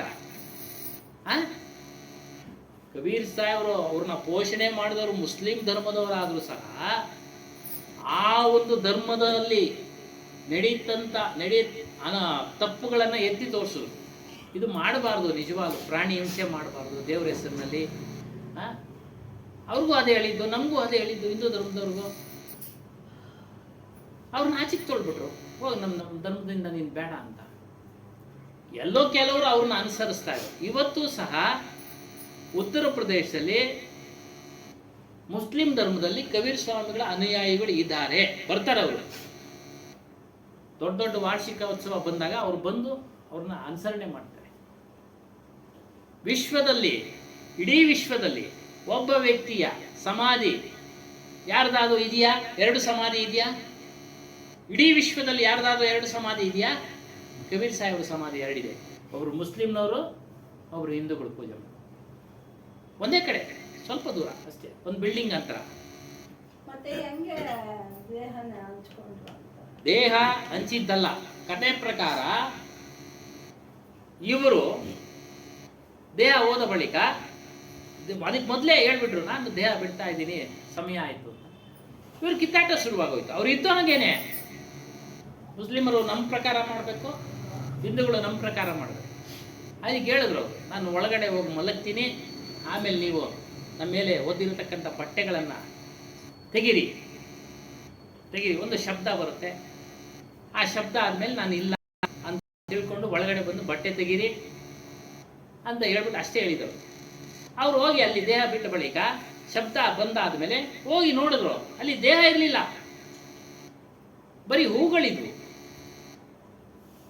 ಆ ಹೂವನ್ನ ಇವರಿಬ್ರು ಅರ್ಧ ಮಾಡ್ಕೊಂಡು ಅದನ್ನ ಒಬ್ರು ಅವ್ರ ರೀತಿ ಪ್ರಕಾರ ಇದು ಕೊಟ್ಟಿದ್ರೆ ಮಜಾರ್ ಹೆಸರು ಹಿಂದಿನಲ್ಲಿ, ಇದರಲ್ಲಿ ಸಮಾಧಿ ಇವ್ರು ಮಾಡ್ಕೊಂಡಿದ್ದಾರೆ, ಇಬ್ರು ಮಾಡಿದ್ದಾರೆ. ಅದಕ್ಕೆ ಇಡೀ ವಿಶ್ವದಲ್ಲಿ ಸ್ವಾಮಿಗಳು ಬಹಳ ಚೆನ್ನಾಗಿ ತಿಳಿದಿರ್ತಾರೆ. ಇಡೀ ವಿಶ್ವದಲ್ಲಿ ಒಬ್ಬ ವ್ಯಕ್ತಿಗೆ 2 ಸಮಾಧಿ ಇಲ್ಲ ಇರೋದು ಕೇಳಿದ್ದೀರಾ? ಇಲ್ಲ. ನೋಡಿ, ಕಬೀರ್ ಸಾಹೇಬ್ಗೆ ಕಬೀರ್ ಸಾಹೇಬ್ಗೆ ಇದೆ. ಹೇಳಿ. ಇದು ಕಲ್ಪನೆ ಅಲ್ಲ, ಕಲ್ಪನೆ ಅಲ್ಲ, ನಡೆದಿರೋದು ಘಟನೆ. ಬೇರೆಯವ್ರಿಗೆ ಹೇಳಿದ್ರೆ ಒಂದ್ ಸ್ವಲ್ಪ ಇದ್ ಮಾಡ್ತಾರೆ, ನಾವು ಸ್ವಲ್ಪ ಕೊಳಗಿರ್ತೈತೆ. ಜೀವನ ಚರಿತ್ರೆ ಬುಕ್ ನಲ್ಲಿ ಇದೆ. ಅದರಿಂದನೇ ಮತ್ತೆ ಅವರು ಯಾರನ್ನೂ ಅಷ್ಟೇ ಎಲ್ಲಾ ಒಂದು ಧರ್ಮಗಳಲ್ಲಿರ್ತಕ್ಕಂಥ ನ್ಯೂನ್ಯತೆಗಳನ್ನ ತಿಳಿಸಿ ಇದನ್ನ ಸರಿ ಮಾಡ್ಕೊಳ್ಳಿ, ನೀವು ನಡೀರಿ. ಅವರೇನು ಈಗ ನಮ್ದನ್ನೇ ತಗೊಳ್ಳಿ, ನಮ್ದನ್ನೇ ಪಾಲನೆ ಮಾಡಿ ಅಂತೇನಿಲ್ಲ, ಸರಿ ಮಾಡ್ಕೊಂಡು ನಡೀರಿ ಅಂತ ಹೇಳಿದೆ ಅಷ್ಟೇ. ಅದಕ್ಕೆ ಯಾವುದೇ ಧರ್ಮ ಇಲ್ಲ ಕಬೀರ್ ವಿಚಾರದಲ್ಲಿ. ಮತ ಇಲ್ಲ, ಪಂಥ ಅಂದ್ರೆ ಮಾರ್ಗ. ಈ ಮಾರ್ಗದಲ್ಲಿ ನಡೀರಿ, ನೀವು ಮುಕ್ತರಾಗ್ತೀರಾ. ಈ ಮಾರ್ಗದಲ್ಲಿ, ಕಬೀರರ ಮಾರ್ಗದಲ್ಲಿ ನಡೀರಿ, ಮುಕ್ತರಾಗ್ತೀರಾ. ಸತ್ಯನಾಮ್. ಅದರಿಂದ ನೋಡಿ, ಅಪರಾಧ ಭಾವದಿಂದ ನರಳುತ್ತಾ ಇರ್ತಾರ, ಅವ್ರಿಗೂ ಸಹ ಮನಸ್ಸು ನಿಗ್ರಹ ಮಾಡೋದಕ್ಕೆ ಸಾಧ್ಯ ಇಲ್ಲ. ಏನೋ ಒಂದು ಕಾರ್ಯ ಮಾಡ್ಬಿಟ್ಟಿರ್ತಾರೆ, ಅಪರಾಧ ಮಾಡ್ಬಿಟ್ಟಿರ್ತಾರೆ, ಅದು ಮನಸ್ಸಿನಲ್ಲಿ ಕೊರಿತಾ ಇರುತ್ತೆ. ಹಾಗಾಗಿ ಅಪರಾಧಗಳು ಹಾಕ್ಬಿಟ್ಟಿದ್ರೆ ಬಿಟ್ಟುಬಿಡಿ. ಇವತ್ತಿಂದ ಮಾಡೋದು ಬೇಡ, ಇವತ್ತಿಂದ ಮಾಡುವುದು ಬೇಡ. ಅಂಗುಲಿಮಾಲ 1000 ಜನನ ಕೊಂದಂತ ವ್ಯಕ್ತಿ, ಅವನ ಬದಲಾವಣೆ ಮಾಡಿದ ಅದು ಬುದ್ಧ. ಅಲ್ಲಿಂದ ಅವನು ಪರಿಶುದ್ಧನಾದ.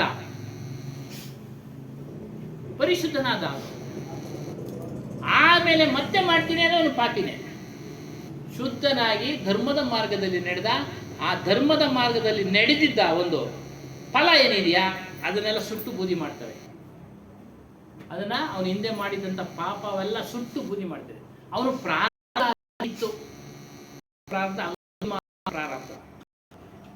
ಅವನ ಕಥೆಯನ್ನು ಹೇಳ್ಬಿಡೋಣ. ಅಂಗುಲಿಮಾಲ ಒಬ್ಬ ಶುದ್ಧವಾದ ಬ್ರಾಹ್ಮಣ ದಂಪತಿಗಳಿಗೆ, ದೈವೀ ಭಕ್ತರಿಗೆ ಹುಟ್ಟಿದಂತ ವ್ಯಕ್ತಿ. ಅವನ ಹಿಂದಿನ ಪ್ರಾರಬ್ಧ ಕರ್ಮದ ಫಲ ಏನಿತ್ತು, ಅವನು ಹಿಂಸಾತ್ಮಕನಾಗಿ ಬೆಳೀತಾನೆ ಅಂತ ಇತ್ತು. ಅಂದ್ರೆ ಹಿಂಸೆ ಮಾಡೋ ಪ್ರವೃತ್ತಿಯಲ್ಲಿ ಬೆಳೀತಾನೆ ಇವನು ಅಂತ.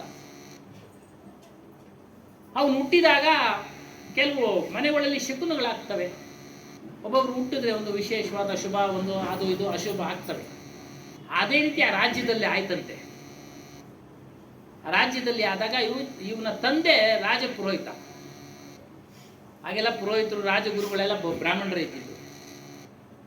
ಇವನ್ನ ಕರೆದು ಕೇಳಿದ್ರು, ರಾಜ ಏನು ಈ ರೀತಿ ಅಪಶಕುನ ಆಗ್ತಾ ಇದೆ ರಾಜ್ಯದಲ್ಲಿ? ಅವ್ರು ಹೇಳ್ತಾನೆ, ನನ್ನ ಮಗ ಹುಟ್ಟಿದ್ದಾನೆ, ಅವ್ನು ಹುಟ್ಟಿರೋ ಟೈಮ್ ಸರಿ ಇಲ್ಲ, ಅವನು ಹಿಂಸಾತ್ಮಕನಾಗ್ತಾನೆ.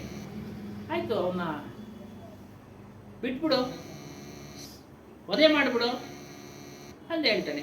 ತಂದೆ ತಾಯಿ ಎತ್ತು ಕರಳು, ವಧೆ ಮಾಡೋ ಮನಸ್ಸಿಲ್ಲ. ಒಂದು ಒಳ್ಳೆ ಗುರುಕುಲಕ್ಕೆ ಸೇರಿಸಿದ್ರು. ಅವನು ಗುರುಕುಲದಲ್ಲಿ ಒಳ್ಳೆ ವಿದ್ಯೆ ಕಲಿತ, ಒಳ್ಳೆ ಬುದ್ಧಿವಂತ ಅನ್ನಿಸ್ಕೊಂಡ. ಗುರುಪತ್ನಿಗೆ ಹತ್ತಿರವಾಗಿ ಎಲ್ಲಾ ಕೆಲಸ ಕಾರ್ಯಗಳಲ್ಲಿ ತೊಡಗ್ತಾ ಇದ್ದ. ಸ್ಪೆಷಲ್ ಅವನಿಗೆ ಇಂಟ್ರೆಸ್ಟ್ ಕೊಡ್ತಾ ಇದ್ರು ಗುರುಗಳು. ಗುರುಪತ್ನಿ ನೋಡಿ, ಅಸೂಯೆ ಬಂತು ಇದರೇ ಶಿಷ್ಯರಲ್ಲಿ. ಏನ್ ಮಾಡಿದ್ರು? ಸುಳ್ಳನ್ನ ಸೃಷ್ಟಿ ಮಾಡಿ ಅವ್ರ ಮೇಲೆ ಆರೋಪ ಮಾಡಿ ಗುರುಗಳ ಹತ್ರ ದಿನಾ ಹೇಳೋರು.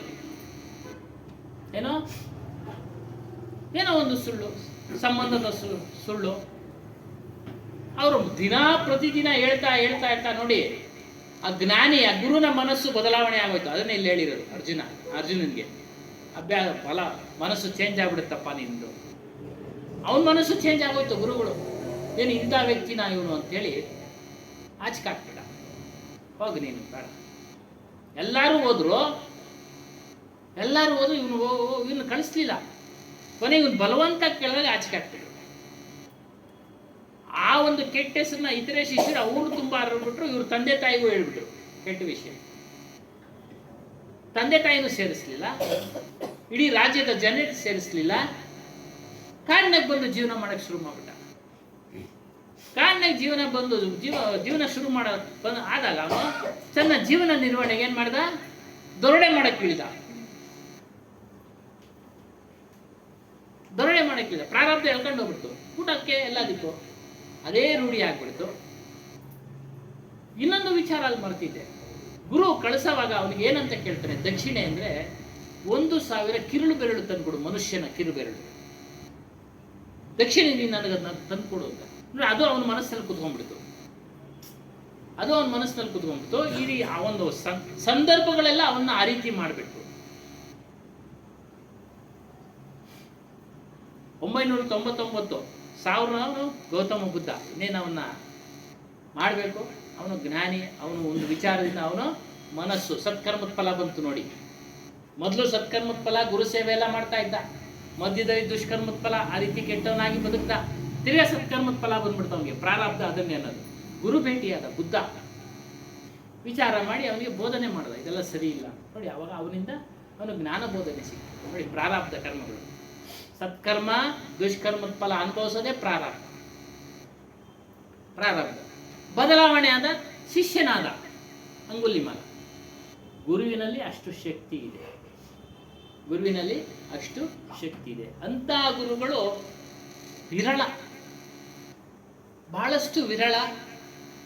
ಆದರೆ ಶಿಷ್ಯನಲ್ಲಿ ಒಂದು ನಂಬಿಕೆ, ಈತ ನಮ್ಮ ಒಳ್ಳೆ ಗುರುಗಳು ಅನ್ನಿಸಿದಾಗ ಆತನನ್ನು ಗುರುವಾಗಿ ಸ್ವೀಕರಿಸಿ ಪರೀಕ್ಷೆ ಮಾಡಿ ಆತನನ್ನು ಅವನ ವಿಚಾರಧಾರೆಗಳು ಅಬ್ಸರ್ವ್ ಮಾಡಬೇಕು, ಗಮನಿಸಬೇಕು. ಪರೀಕ್ಷೆ ಅಂತಂದ್ರೆ ಬೆಂಕಿನಲ್ಲಿ ಹಾಕೋದಲ್ಲ.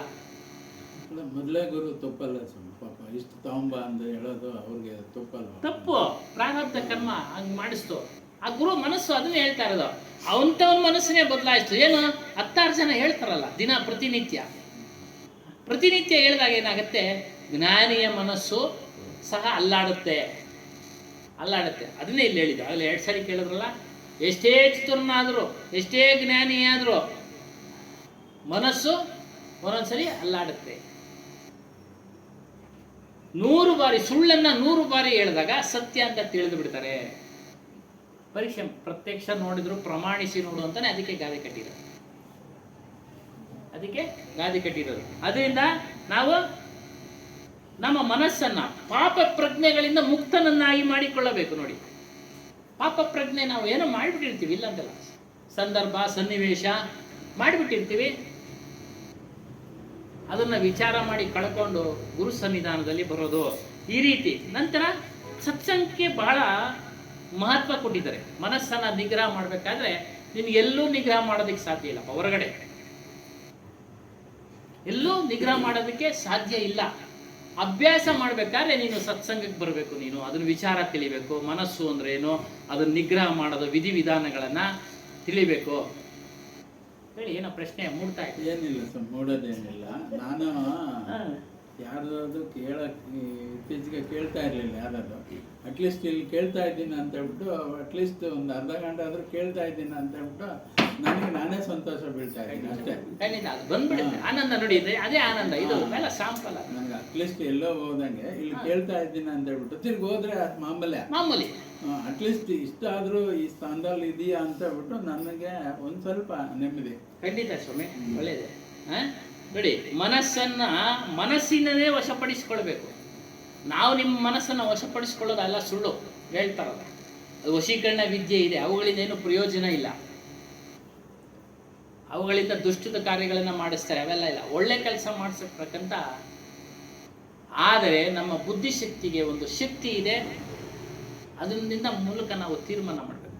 ನಮ್ಗೆ ಏನು ಆಗ್ತಾ ಇದೆ ಚಿಂತನೆ ಮಾಡಬೇಕು. ಯಾವಾಗಲೂ 24 ಗಂಟೆ ನಿಮ್ಮ ಮನಸ್ಸನ್ನ ಕಂಟ್ರೋಲ್ನಲ್ಲಿ ನಾವು ಇಟ್ಕೊಳ್ಳೋಕ್ಕಾಗೋದಿಲ್ಲ.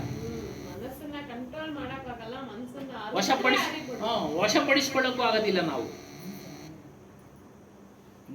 ನೀವೇ ನಿಮ್ಮ ಬುದ್ಧಿಶಕ್ತಿಯಿಂದ ಅರಿತು ನಿಮ್ಮ ಮನಸ್ಸನ್ನ ನಿಯಂತ್ರಣಗೊಳಿಸಿಕೊಳ್ಳಬೇಕು. ಗುರುಗಳು ಪ್ರೇರಣೆ ಪ್ರೇರಣೆ, ಮನಸ್ಸ ನಿಗ್ರಹನ ಮಾಡ್ಕೊಳ್ಳೋದಕ್ಕೆ ಒಂದು ಸಂಕೇತ, ಗುರುತು, ಗುರುವಿನ ಚಿತ್ರ. ಅಲ್ಲಿ ಇಲ್ಲಿ ಹೋಗ್ತಾ ಇರುತ್ತೆ, ಅದನ್ನ ತಂದು ಅಲ್ಲಿ ನಿಲ್ಸಕ್ಕೆ ಒಂದು ಗುರುವಿನ ಚಿತ್ರ. ಅದನ್ನು ನೀವು ದೇವ್ರ ಚಿತ್ರ ಆದ್ರೂ ಮಾಡ್ಕೊಳ್ಳಿ, ಗುರುವಿನ ಚಿತ್ರ ಆದ್ರೂ ಮಾಡ್ಕೊಳ್ಳಿ, ಒಟ್ನಲ್ಲಿ ಮನಸ್ಸು ನಿಗ್ರಹ ಆಗುತ್ತೆ. ಮನಸ್ಸು ನಿಗ್ರಹ ಆಗುತ್ತೆ. ಯಾವುದೇ ಚಮತ್ಕಾರದಿಂದ ಸಾಧ್ಯವಿಲ್ಲ. ಮ್ಯಾಜಿಕ್ ಇಂದ ಮನಸ್ಸನ್ನ ನಿಲ್ಸಕ್ಕಾಗೋದಿಲ್ಲ, ಯಾರು ನಿಲ್ಸಕ್ಕಾಗೋದಿಲ್ಲ. ಹಾಗಾಗಿ ಆ ಚಮತ್ಕಾರಗಳು ಹೇಳ್ತಾರಲ್ಲ, ಅವೆಲ್ಲ ಸುಳ್ಳು. ಬಗ್ಗೆ ಆಗ್ತಾ ಇದ್ದಾರೆ. ಹ್ಯಾಪಿ ಲೈಫ್ ಅಂತ ಯೋಗ ರಂಗರಾಜ್ ಅವರೆಲ್ಲ ಬಿಡಿಸಿ ಹೇಳ್ತಾವ್ರೆ, ಬಿಡಿಸಿ ಹೇಳ್ತಾವ್ರೆ, ಬಿಡಿಸಿ ಹೇಳ್ತಾ ಇದ್ದಾರೆ. ಅದರಿಂದ ನಾವು ಇಷ್ಟು ಒಂದು 5 ಸಂಗತಿ ನಾವು ಮನಸ್ಸಿನಲ್ಲಿ ನೆನಪಿಟ್ಕೊಳ್ಬೇಕು. ನಾವು ಭಿಕ್ಷುಕ ಅವನು ಬುದ್ಧನದು. ಎಲ್ಲರೂ ಸ್ತ್ರೀಯರು, ಗೃಹಸ್ಥರು, ಭಿಕ್ಷುಗಳು ನೋಡಿ, ಯಾರು ಭೇದ ಮಾಡಲಿಲ್ಲ ಅಲ್ಲಿ. ಸಾಧುಗಳೇ ಮಾಡಬೇಕು, ಭಿಕ್ಷುಕರು ಅಂದರೆ ಸಾಧುಗಳು, ಸನ್ಯಾಸಿಗಳು, ಗೃಹಸ್ಥರೇ ಮಾಡಬೇಕು, ಸ್ತ್ರೀಯರೇ ಮಾಡಬೇಕು ಅನ್ನೋದು ಎಲ್ಲರೂ ಮಾಡ್ಬೋದು. ಏನು ಮನನ ಮಾಡಲೇಬೇಕು. 5 ಸಂಗತಿ. ಇವತ್ತಿಲ್ಲ ನಾಳೆ ನನಗೆ ಮುಪ್ಪು ಬರುತ್ತದೆ, ಇವತ್ತಿಲ್ಲ ನಾಳೆ ನನಗೆ ಮುಪ್ಪು ಬರುತ್ತದೆ, ಇದು ನೆನಪಿನಲ್ಲಿ ಇಟ್ಕೊಳ್ಬೇಕು. ಇವತ್ತಿಲ್ಲ ನಾಳೆ ರೋಗ ಬರಬಹುದು, ಬರದೇನೂ ಇರಬಹುದು, ಬಂದರೆ ವಾಸಿನೂ ಮಾಡ್ಕೊಳ್ಬಹುದು. ಒಟ್ಟಾರೆ ಬರುತ್ತೆ, ಹೋಗುತ್ತೆ, ಹೋಗದೇನೆ ಇರ್ಬೋದು. ಇದನ್ನ ನೆನಪಿಟ್ಕೊಳ್ಳಿ. ಮತ್ತೆ ಇವತ್ತಿಲ್ಲ ನಾಳೆ ನಾವು ಈ ದೇಹವನ್ನ ಬಿಡಲೇಬೇಕು. ಮರಣ ನಿಶ್ಚಿತ, ನಿಶ್ಚಿತ. ಅದನ್ನು ಯಾರೂ ತಡೆಯಕ್ಕೆ ಸಾಧ್ಯ ಇಲ್ಲ. ನೋಡಿ, ನಾವು ಯಾರೂ ತಡೆಯಲು ಸಾಧ್ಯವಿಲ್ಲ. ಪ್ರಪಂಚದ ಯಾವುದೇ ಶಕ್ತಿ ತಡೆಯಲು ಸಾಧ್ಯವಿಲ್ಲ. ಪ್ರಪಂಚದ ಯಾವುದೇ ಶಕ್ತಿ ಹೇಳ್ತಾರಲ್ಲ, ಏನಂದ್ರೆ ಯೋಗಾಭ್ಯಾಸ, ಯೋಗ ಸಾಧನೆಗಳಿಂದ ನಾವು ಸ್ವಲ್ಪ ಆರೋಗ್ಯದಿಂದ ಇರ್ತೀವಿ, ಇಲ್ಲ ಅಂತ ಹೇಳಿಲ್ಲ, ಇರ್ತೀವಿ. ಅದರಿಂದ ಯಾರೂ ತಡೆಯಕ್ಕೆ ಸಾಧ್ಯ ಇಲ್ಲ. ಮತ್ತು ನಮಗೆ ಪ್ರಿಯವಾಗಿರೋದು ಹೆಂಡತಿ ಆಗಿರ್ಬೋದು, ಮಕ್ಕಳಾಗಿರ್ಬೋದು, ಪದಾರ್ಥಗಳಾಗಿರ್ಬೋದು, ಮನೆ ಆಗಿರ್ಬೋದು, ಇವೆಲ್ಲ ಬದಲಾವಣೆ ಆಗ್ತಿದೆ. ನೆನ್ಪಿಟ್ಕೊಳ್ಬೇಕು. ನಾವು ನಮ್ಮನ್ನು ಬಿಟ್ಟು ಹೋಗ್ಬೋದು, ಅವರು ಇಲ್ಲ ನಮ್ಮನ್ನು ಬಿಡ್ಬೋದು, ನಾವು ಅವ್ರನ್ನ ಬಿಡ್ಬೋದು. ನಾಶ ಆಗ್ಬೋದು, ನಾಶ ಆಗುತ್ತೆ, ಅಗಲಿಕೆ ಆಗುತ್ತೆ. ಇದನ್ನು ಸಹ ಯಾರೂ ತಡೆಯಕ್ಕೆ ಸಾಧ್ಯ ಇಲ್ಲ. ಇದನ್ನು ಸಹ ಯಾರೂ ತಡೆಯೋದಕ್ಕೆ ಸಾಧ್ಯ ಇಲ್ಲ. ಅದನ್ನು ಸಮರ್ಥವಾಗಿ ಎದುರಿಸಕ್ಕೆ ನಾವು ಪ್ರಿಪೇರ್ ಆಗಿರ್ಬೇಕು, ತಯಾರಾಗಿರ್ಬೇಕು. ಅದಕ್ಕೆ ರಾಗ ದ್ವೇಷ ಎರಡೂ ಇಟ್ಕೊಳ್ಬೇಡಿ ಅಂತ ಕಬೀರ್ ಸಾಹೇಬ್ ಹೇಳಿದ್ರು. ಅರಿಷಡ್ ವರ್ಗಗಳ ಜೊತೆ ರಾಗ ಅಂದರೆ ಅತಿಯಾಗಿ ಪ್ರೀತಿ ಮಾಡೋದು ಇಟ್ಕೊಳ್ಬೇಡಿ. ಪ್ರೀತಿಸ್ಬೇಕು ಎಲ್ಲರನ್ನು. ಒಂದು ನಮಸ್ಕಾರ, ಅವ್ರ ಪೋಷಣೆ ಮಾಡಬೇಕು, ಒಂದು ಗೌರವ ಕೊಡಬೇಕು, ಮಕ್ಕಳನ್ನ ಪೋಷಣೆ ಮಾಡಬೇಕು, ನಮ್ಮ ಕರ್ತವ್ಯ ಇದೆ. ಪ್ರೇಮದಿಂದ ನೋಡಬೇಕು. ಅತಿಯಾಗಿ ಪ್ರೀತಿ ಮಾಡ್ಕೊಳ್ಬೇಡಿ. ದ್ವೇಷನು ಮಾಡಲೇಬೇಡಿ ಅಂತ ಹೇಳ್ತಾರೆ ಕಬೀರ್ ಸಾಹೇಬ್. ದ್ವೇಷ ಮಾಡಲೇಬೇಡಿ. ನಾವೇನಾಗಿದ್ದೀವೋ ಅದು ನಮ್ಮ ಕರ್ಮಗಳ ಪರಿಣಾಮ. ನೋಡಿ ನಿಮ್ಮ ಪ್ರಶ್ನೆಗೆ, ಇವತ್ತು ನಾವೇನಾಗಿದ್ದೀವೋ, ಯಾವ ಸ್ಥಿತಿನಲ್ಲಿದ್ದೀವೋ, ನೀವು ಒಂದು ಸ್ಥಿತಿಯಲ್ಲಿದ್ದೀವಿ, ನಾವು ಒಂದು ಸ್ಥಿತಿಯಲ್ಲಿದ್ದೀವಿ, ಅವರೊಂದು ಸ್ಥಿತಿನಲ್ಲಿ ಇದ್ದಾರೆ. ಇದೆಲ್ಲ ನಾವೇ ಮಾಡಿರ್ತಕ್ಕಂಥ ಕೆಲಸ ಕಾರ್ಯಗಳು. ಹಿಂದೆ ಮಾಡಿದ್ವಿ, ಈಗ ಅನುಭವಿಸ್ತಾ ಇದ್ವಿ. ಇದು ಯಾರ ಮೇಲೆ ಒರೆಸುವಂಥದ್ದು ಏನಿಲ್ಲ. ಇವಾಗ ನೀವು ಹಾಡಲ್ಲಿ ಬಂತಲ್ಲ ಒರೆಸುವಂಥದ್ದು ಏನಿಲ್ಲ. ನಾವೇ ಮಾಡಿರ್ತಕ್ಕಂಥ ಕರ್ಮಗಳ ಪರಿಣಾಮ ಇಲ್ಲಿ. ಅದು ಕೆಟ್ಟದ್ದೋ ಒಳ್ಳೇದೋ ಅವಕ್ಕೆಲ್ಲ ನಾವೇ ಜವಾಬ್ದಾರ. ವಾಸ್ತವವಾಗಿ ಕಳ್ತನ ಮಾಡಿದ್ರೆ ಶಿಕ್ಷೆ ಆದ್ರೆ ಅವನಿಗೇನೆ ಕೊಡೋದು, ಬೇರೆಯವರು ಕೊಡಲ್ಲ. ಕೊಡ್ತಾರ ಸ್ವಾಮಿ? ಇಲ್ಲ. ಆ ರೀತಿಯಾಗಿ ನಾವೇ ಮಾಡತಕ್ಕಂಥ ಕೆಲಸಗಳಲ್ಲಿ ನಾವೇ ಜವಾಬ್ದಾರರು. ಆ ರೀತಿಯಾಗಿ ಚಂಚಲ ಮನಸ್ಸು. ನೋಡಿ, ಈರ್ಷೆ ಇರಬಾರದು, ಅಸೂಯೆ ಇರಬಾರದು. ಒಬ್ಬ ವ್ಯಕ್ತಿ ಮೇಲೆ ಅಸೂಯೆ ಯಾವುದೇ ಕಾರಣಕ್ಕೂ ಇರಬಾರದು. ಒಂದು ಸಂಸ್ಥೆ ಮೇಲೆ ಇರಬಾರದು. ನಮ್ಮ ಸಂಸ್ಥೆ ಬೆಳೀತಾ ಇಲ್ಲ, ಅವ್ರ ಸಂಸ್ಥೆ ಬೆಳೀತಾ ಇದೆ, ಎಲ್ಲ ಈರ್ಷೆ. ಹೇಳ್ತಾರೆ ಇಲ್ಲಿ ಒಂದು ಉದಾಹರಣೆ ಸಮೇತ ಹೇಳ್ತಾರೆ. ಒಂದು ಹುಚ್ಚು ಹಿಡಿದ ಕೋತಿ ಇತ್ತು. ಹುಚ್ಚು ಹಿಡಿದು ಬಿಟ್ಟಿದ್ದು ಕೋತಿ. ಅದಕ್ಕೆ ಸ್ವಲ್ಪ ಮದ್ಯಪಾನ ಮಾಡಿಸ್ಬಿಟ್ರು. ಅದು ಇನ್ನೂ ತಡೆಯೋಕ್ಕಾಗ್ತಾ ಇಲ್ಲ. ಹೆಂಗೆಂಗೋ ಆಡ್ತಾ ಇದೆ. ಅದಕ್ಕೊಂದು ಚೇಳು ಕಟ್ಸ್ಬಿಡ್ತು. ತಡೆಯಕ್ಕಾಗತ್ತಾ? ಇಲ್ಲ. ನೋಡಪ್ಪ, ಆ ರೀತಿ ಈರ್ಷ್ಯೆಗೆ ಒಂದು ಉದಾಹರಣೆ ಕೊಡ್ತಾ ಇದ್ದಾರೆ, ಅಸೂಯೆಗೆ ಉದಾಹರಣೆ ಕೊಡ್ತಾ ಇದ್ದಾರೆ. ಅಸೂಯೆ ಇರತಕ್ಕಂಥ ವ್ಯಕ್ತಿ ಅವನ ಮನಸ್ಸು ಸದಾ ಉರಿತಾ ಇರುತ್ತೆ, ಶಾಂತಿನೇ ಇರೋದಿಲ್ಲ. ಅದಕ್ಕೆ ಅಸೂಯೆ ಬಿಡಿ, ಈರ್ಷ್ಯೆ ಬಿಡಿ, ಈರ್ಷ್ಯೆ ಬಿಡಿ. ಅವನ ಪ್ರಯತ್ನದಿಂದ ಅವನ ಮೇಲೆ ಬಂದಿದ್ದಾನೆ, ಅವನ ಪ್ರಯತ್ನದಿಂದ ಅವನ ಮೇಲೆ ಬಂದಿದ್ದಾನೆ. ಅದ್ಯಾವುದು ಅವರು ಕ್ರಮ, ಅದು ಯಾವ ರೀತಿ ಬಂದ್ರೆ ನಮಗೆ ಬೇಡ. ನಾವ್ಯಾಕೆ ಹೊಟ್ಟೆ ಉರಿ ಪಡಬೇಕು, ಅಸೂಯೆ ಪಡಬೇಕು? ಅಂದರೆ ನಮ್ಮನ್ನು ಸ್ವಲ್ಪ ಸಮಯ ಇವಾಗ ಈರ್ಷ್ಯೆ ಬೇಡ ಅಂತೀರ ನೀವು. ಸಮಾಜದಲ್ಲಿ ಅನೇಕ ಕ್ಷೇತ್ರಗಳ ಅಧಿಕಾರ, ರಾಜಕೀಯ, ಉದ್ಯೋಗ ಎಲ್ಲ ವ್ಯಾಪಾರ ಕ್ಷೇತ್ರದಲ್ಲಿ ನಾವು ರಾಜಕೀಯ ಕ್ಷೇತ್ರದಲ್ಲಿ ಈರ್ಷ್ಯ ದ್ವೇಷ ಕಟ್ಟಲಿಲ್ಲ ಅಂದರೆ ನಾವು ಗೆಲ್ಲಿಯಲ್ವಲ್ಲ. ರಾಜಕೀಯನೇ ಬೇರೆ, ಆಧ್ಯಾತ್ಮನೇ ಬೇರೆ. ಅದೇ ಆಧ್ಯಾತ್ಮಿಕದಲ್ಲಿ ಈ ಥರ ನಾವು ತಿಳ್ಕೋಬೇಕು. ರಾಜಕೀಯನೇ ಬೇರೆ, ಆಧ್ಯಾತ್ಮ ಬೇರೆ, ಜೀವನನೇ ಬೇರೆ ಸ್ವಾಮಿ. ನಮ್ಮ ಜೀವನನೇ ಬೇರೆ. ಆ ರೀತಿ ನಾವು ನಮ್ಮ ಮನಸ್ಸಿಗೆ ಚಿಂತನೆ ಕೊಟ್ಟು ಅವುಗಳಿಂದ ದೂರ ಇರಬೇಕು ಅಷ್ಟೇ. ಸಿಂಪಲ್ ಮೆಥಡ್, ಸೂತ್ರ ಏನಂದ್ರೆ ಅವುಗಳಿಂದ. ನನ್ನ ಮನಸ್ಸಿಗೆ ಶಾಂತಿ ಬೇಕು ಅಂದ್ರೆ ಅವುಗಳಿಂದ ದೂರ. ಒಬ್ಬ ಯಾರೋ ಒಬ್ಬ ರಾಜಕೀಯ ವ್ಯಕ್ತಿ ಬಂದಿರ್ತಾರೆ ಅನ್ಕೊಂಡ್ರೆ, ಹೇಳಿ ಹೇಳಿ. ನೀವು ಈರ್ಷ್ಯ ಅಸೂಯೆ ದ್ವೇಷ ಏನೋ ಮಾಡಬಾರ್ದು ಅಂದಾಗ ನಾವು ಸುಮ್ಮನೆ ಇರ್ತೀವಿ. ನಾವು ಸೋತಾದ್ಮೇಲೆ ಹಿಂಗೆ ಆಗೋಯ್ತು ಅಂದರೆ ನಿನ್ಗೆ ಯಾರು ಈ ಥರ ಕೊಟ್ಟಿದ್ದು ಅಂದ್ರೆ ನಮ್ಮ ಸ್ವಾಮಿಗಳು ಹೇಳ್ದಂಗೆ ಸುಮ್ಮನೆ ಅಂದರೆ ಅವಾಗ ನಿಮ್ಮ ಮೇಲೆ ಬರುತ್ತಲ್ಲ ಅಪವಾದ. ನಿಜ ಅಲ್ವಾ ಸುಮ್ಮನೆ? ಬರುತ್ತೆ, ಖಂಡಿತ ಬರುತ್ತೆ. ಅದೆಲ್ಲ ತಾತ್ಕಾಲಿಕ ಸಂತೋಷ ಅನ್ನೋದು ಅವನು ತಿಳ್ಕೊಳ್ಬೇಕು. 5 ವರ್ಷ ಹೇಳಿಲ್ವಾ? ಎಷ್ಟೋ ಜನ ಹಿಂದೆ ಹೋಗ್ಬಿಟ್ರು ರಾಜಕಾರಣಿಗಳೆಲ್ಲ. ವಯಸ್ಸಾದ್ಮೇಲೆ ಅವ್ರನ್ನೆಲ್ಲ ಕೈ ಬಿಟ್ಬಿಟ್ಟಿದ್ದೀರ ನೀವು. ಮತ್ತೆ ಹಂಗೆ ಈಗಲೇ ಕೈ ಬಿಟ್ಬಿಟ್ಟವ್ರೆ ನಮ್ಮನ್ನ ಅನ್ಕೊಳ್ಳಿ. ಅಲ್ಲೇನಮ್ಮ, ಈಗಲೇ ನಮ್ಮನ್ನ ಕೈ ಬಿಟ್ಟವ್ರಪ್ಪ, ಒಳ್ಳೇದಾಯ್ತು ನಮ್ಗೆ. ಇಂಥದಕ್ಕೆ ಇನ್ನೂ ಹೆಚ್ಚಿನ ನಾವು ಆದ್ಯತೆ ಕೊಡ್ಬೇಕು. ಸಿಕ್ಕೈತೆ. ನೀವು ಹೇಳಿದ್ದಕ್ಕೆ ಉದಾಹರಣೆ ಏನ್ ಗೊತ್ತಾ? ಇವಾಗ CT ರವಿ ಅಷ್ಟೇ ಈಶ ದೇಶ ಮಾಡ್ತಿದ್ದ. ಆ ಸಾಹುಕಾರ ರಮೇಶ್ ಜಾರಕಿಹೊಳಿ ಅವರೆಲ್ಲ ಮೊದಲನೇದ್ರಾಗ ಬರೋದು ಹಿಂಗೆ ಫಸ್ಟ್ ಹೆಡ್ಲೈನ್ಸ್ ಅಲ್ಲ.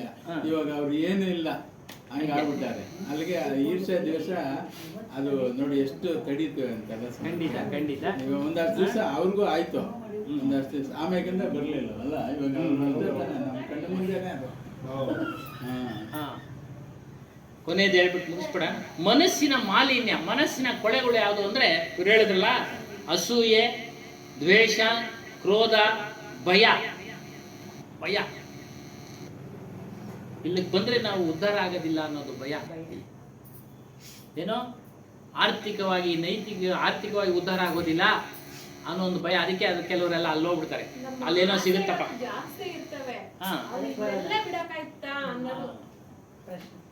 ಗುರುಗಳಿಗೆ ಒಂದ್ಸಲ ಒಬ್ಬರಿಗೆ ಕ್ವಶನ್ ಕೇಳಿಸೋನೆ, ಆರ್ಥಿಕವಾಗಿ ನೀವು ಇಂಪ್ರೂವ್ ಆಗೋದು ಅನ್ನೋ ಲೆಕ್ಕ ಕೇಳಿದ್ರು ಹಿಂದಿ ಒಳಗೆ. ಹೆಂಗೆ ಅಂತ ಕೇಳಿದ್ರು. ನೀವು ದುಶ್ಚಟ ಬಿಟ್ರೆ ಆರಾಮ ಎಲ್ಲ ನಿಮ್ಮ ಹತ್ರನೇ ಇರ್ತದೆ. ಹೌದು. ಫಸ್ಟ್ ಪರಾಕ್ ಆಗ್ತಿದ್ಯಾ ಫಸ್ಟ್ ಬಿಡು, ಮಧ್ಯ ವಯಸ್ಸಿನ ಫಸ್ಟ್ ಬಿಡು ಅಂದ್ರು. ಅವಾಗೆಲ್ಲ ನಾವು ಉತ್ತರನೇ ಇದು ಏನ್ ಪ್ರಶ್ನೆನೇ ಹಾಕಕ್ಕಾಗಲ್ಲ. ಅದೇ ದುಡ್ಡೆಲ್ಲ ಉಳಿತಲ್ಲ, ಇಂಪ್ರೂವ್ಮೆಂಟ್ ಆಗ್ತಿರಲ್ಲ. ಇಂಪ್ರೂವ್ಮೆಂಟ್ ಆಗ್ತಿರಲ್ಲ. ಹೇಳಿ. ಉಳಿಯುತ್ತೆ, ಆಮೇಲೆ ಆರೋಗ್ಯನೂ ಸಿಗುತ್ತೆ. ಸಮಯ ಹೇಳ್ದಂಗೆ ಕೆಲ್ಸದ ಕಡೆ ಗಮನ ಸ್ವಲ್ಪ ಗಮನ. ಅದಕ್ಕೆ ಹೇಳಿದೆ, ಕಾಮ, ಕ್ರೋಧ, ಲೋಭ. ಅದಕ್ಕೆ ಹೇಳಿದ್ದಾರೆ ಕಬೀರ್ ಸಾಹೇಬರು, ಕಾಮಿ ಕ್ರೋಧಿ ಲಾಲಚಿ ಇನ್ಸೆ ಭಕ್ತಿ ನಾ ಹೋಯ್. ಯಾರು ಅದು ಬೇಕು ಇದು ಬೇಕು ಅಂತ ಇಚ್ಛೆ ಪಡ್ತಾ ಇರ್ತಾನೋ ಅವನು ಕಾಮಿ ಪುರುಷ. ಒಂದೇ ಪದಕ್ಕಲ್ಲ ಅರ್ಥ, ಎಲ್ಲದಕ್ಕೂ ಇಚ್ಛೆ ಪಡೋನು, ಅತಿಯಾಗಿ ಇಚ್ಛೆ ಪಡೋನು. ಕ್ರೋಧಿ, ಯಾವಾಗಲೂ ಕೋಪ ಇರೋನು, ಅವನು ಸಹ ಭಕ್ತಿ ಮಾಡಕ್ ಸಾಧ್ಯ ಇಲ್ಲ. ಭಕ್ತಿ ಮಾಡಕ್ಕೆ ಸಾಧ್ಯ. ಇನ್ನು ಲೋಭದ ಮನುಷ್ಯ, ಅವನು ಭಕ್ತಿ ಮಾಡಕ್ ಸಾಧ್ಯ ಇಲ್ಲ. ಅವನು ಸಂಗ್ರಹಣೆ ಮಾಡದೆ, ದಾನ ಮಾಡದೆ ಅವನು ನೆನಪೇ ಬರೋದಿಲ್ಲ. ಮರ್ತೋಗ್ಬಿಟ್ಟವನೇ ದಾನ ಮಾಡೋದು. ಎಲ್ಲರೂ ದಾನ ಮಾಡಬೇಕು, ಎಲ್ಲರೂ ದಾನ ಮಾಡಬೇಕು. ಆಚಾರ್ಯರು ಮಾಡ್ತಾರೆ. ನಮ್ಮ ಕಡೆ ನೋಡ್ಬೇಕು ನೀವು. ನಾವು ಹೋಗಿದ್ದಾಗ ವಸ್ತುರಲ್ಲಿ ಅವರು ಕೊಟ್ಟಿರೋದ್ರಲ್ಲಿ ಬಂದಂತವ್ರಿಗೆ ಮುಖ್ಯವಾದವ್ರಿಗೆ ದಕ್ಷಿಣೆ ಕೊಟ್ರು ಸ್ವಾಮಿ. ನಮಗೂ ಕೊಟ್ರು. ಯಾಕೆಂದ್ರೆ ಏನೋ ದಾರಿ ಖರ್ಚಿಗೆ ಇರಲಿ ಅನ್ನೋ ಒಂದು ಉದ್ದೇಶ. ನೋಡಿ, ದಾನ. ಆಚಾರ್ಯರವರು ಅವ್ರಿಗೆ ಎಷ್ಟೊಂದು ಜನ ಕೊಡ್ತಾರೆ, ಅವ್ರು ನಮಗೆಲ್ಲ ಕೊಟ್ಟರು. ಏನಮ್ಮ ಕೊಟ್ಟರು. ಅದನ್ನ ನಾವು ಕಲ್ತ್ಕೊಂಡ್ವಿ, ಓ ನಾವು ಕೊಡ್ಬೇಕಪ್ಪ ಅಂತ. ನಾವು ಕೊಡಬೇಕು ನೋಡಿ, ಹೆಂಗೆ ಆಚಾರ್ಯರು ಕೊಡಬೇಕು, ಗುರುಗಳು ಕೊಡಬೇಕು. ಏನೋ ನಿಮ್ಮ ಖರ್ಚಿಗೆ ಏನು ಬೇಕೋ ಇಟ್ಕೊಳ್ಳಿ, ಅದನ್ನ ಸಂಗ್ರಹಣೆ ಮಾಡ್ಕೊಳಕ್ ಹೋಗ್ಬೇಡಿ. ಅದೇ ಲೋಭ, ಅದೇ ಪಾಪ. ನೀವು ಸ್ವಲ್ಪ ಕೊಡುವಂತರಾಗಿ, ದಾನ ಧರ್ಮ ಕೊಡುವಂತರಾಗಿ. ಆಗ್ತಾನೆ ಹೋಗಿದ್ವಿ ನಾವು. ಇನ್ನ ಒಂದು ಪದವಿ ಸ್ವೀಕಾರ ಮಾಡಬೇಕು ಹೋಗಿದ್ವಿ. ನಾಳೆ ಇನ್ನ ನಮಗೆ ಆ ಡೇಟ್ ಕೊಟ್ಟಿದ್ದು ಸಮಾರಂಭ ಕೊಟ್ಟರು. ಇವತ್ತಿನ ದಿನ ಎಲ್ಲರೂ ನಮ್ಮನ್ನು ಕರೆದ್ರು, ಕೊಟ್ಟರು.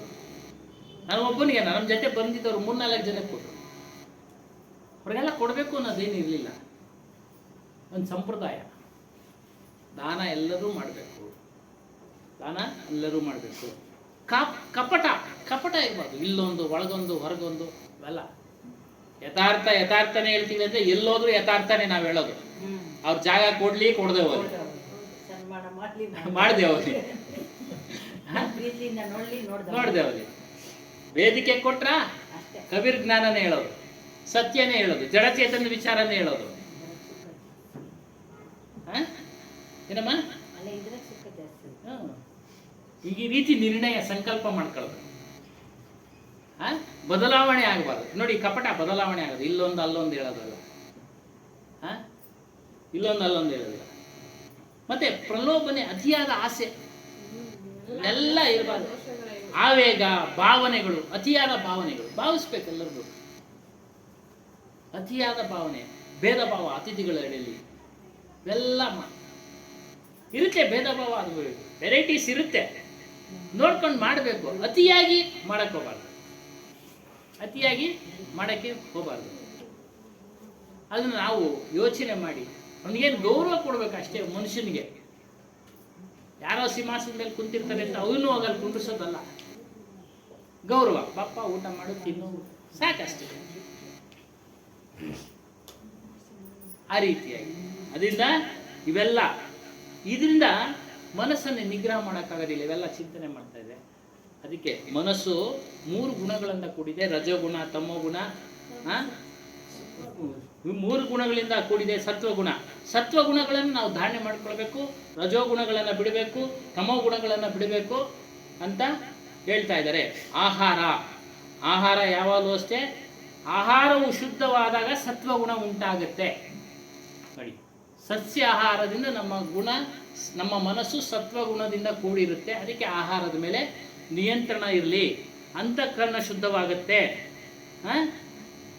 ಅಂತಃಕರಣ ಶುದ್ಧವಾಗುತ್ತೆ.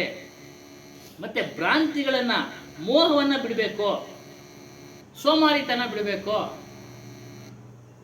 ಸೋಮಾರಿತನ, ಮನಸ್ಸಿಗೆ ಸೋಮಾರಿತನ ಬರುತ್ತೆ. ಇಲ್ಲ ಅಂತೇಳಿ ಚಳಿಗೆ ಇನ್ನೊಂದು ಸ್ವಲ್ಪ ಹೊತ್ತು ಮಲಿಕಾಳನ ಅನ್ಸುತ್ತೆ ಎಲ್ಲರಿಗೂ.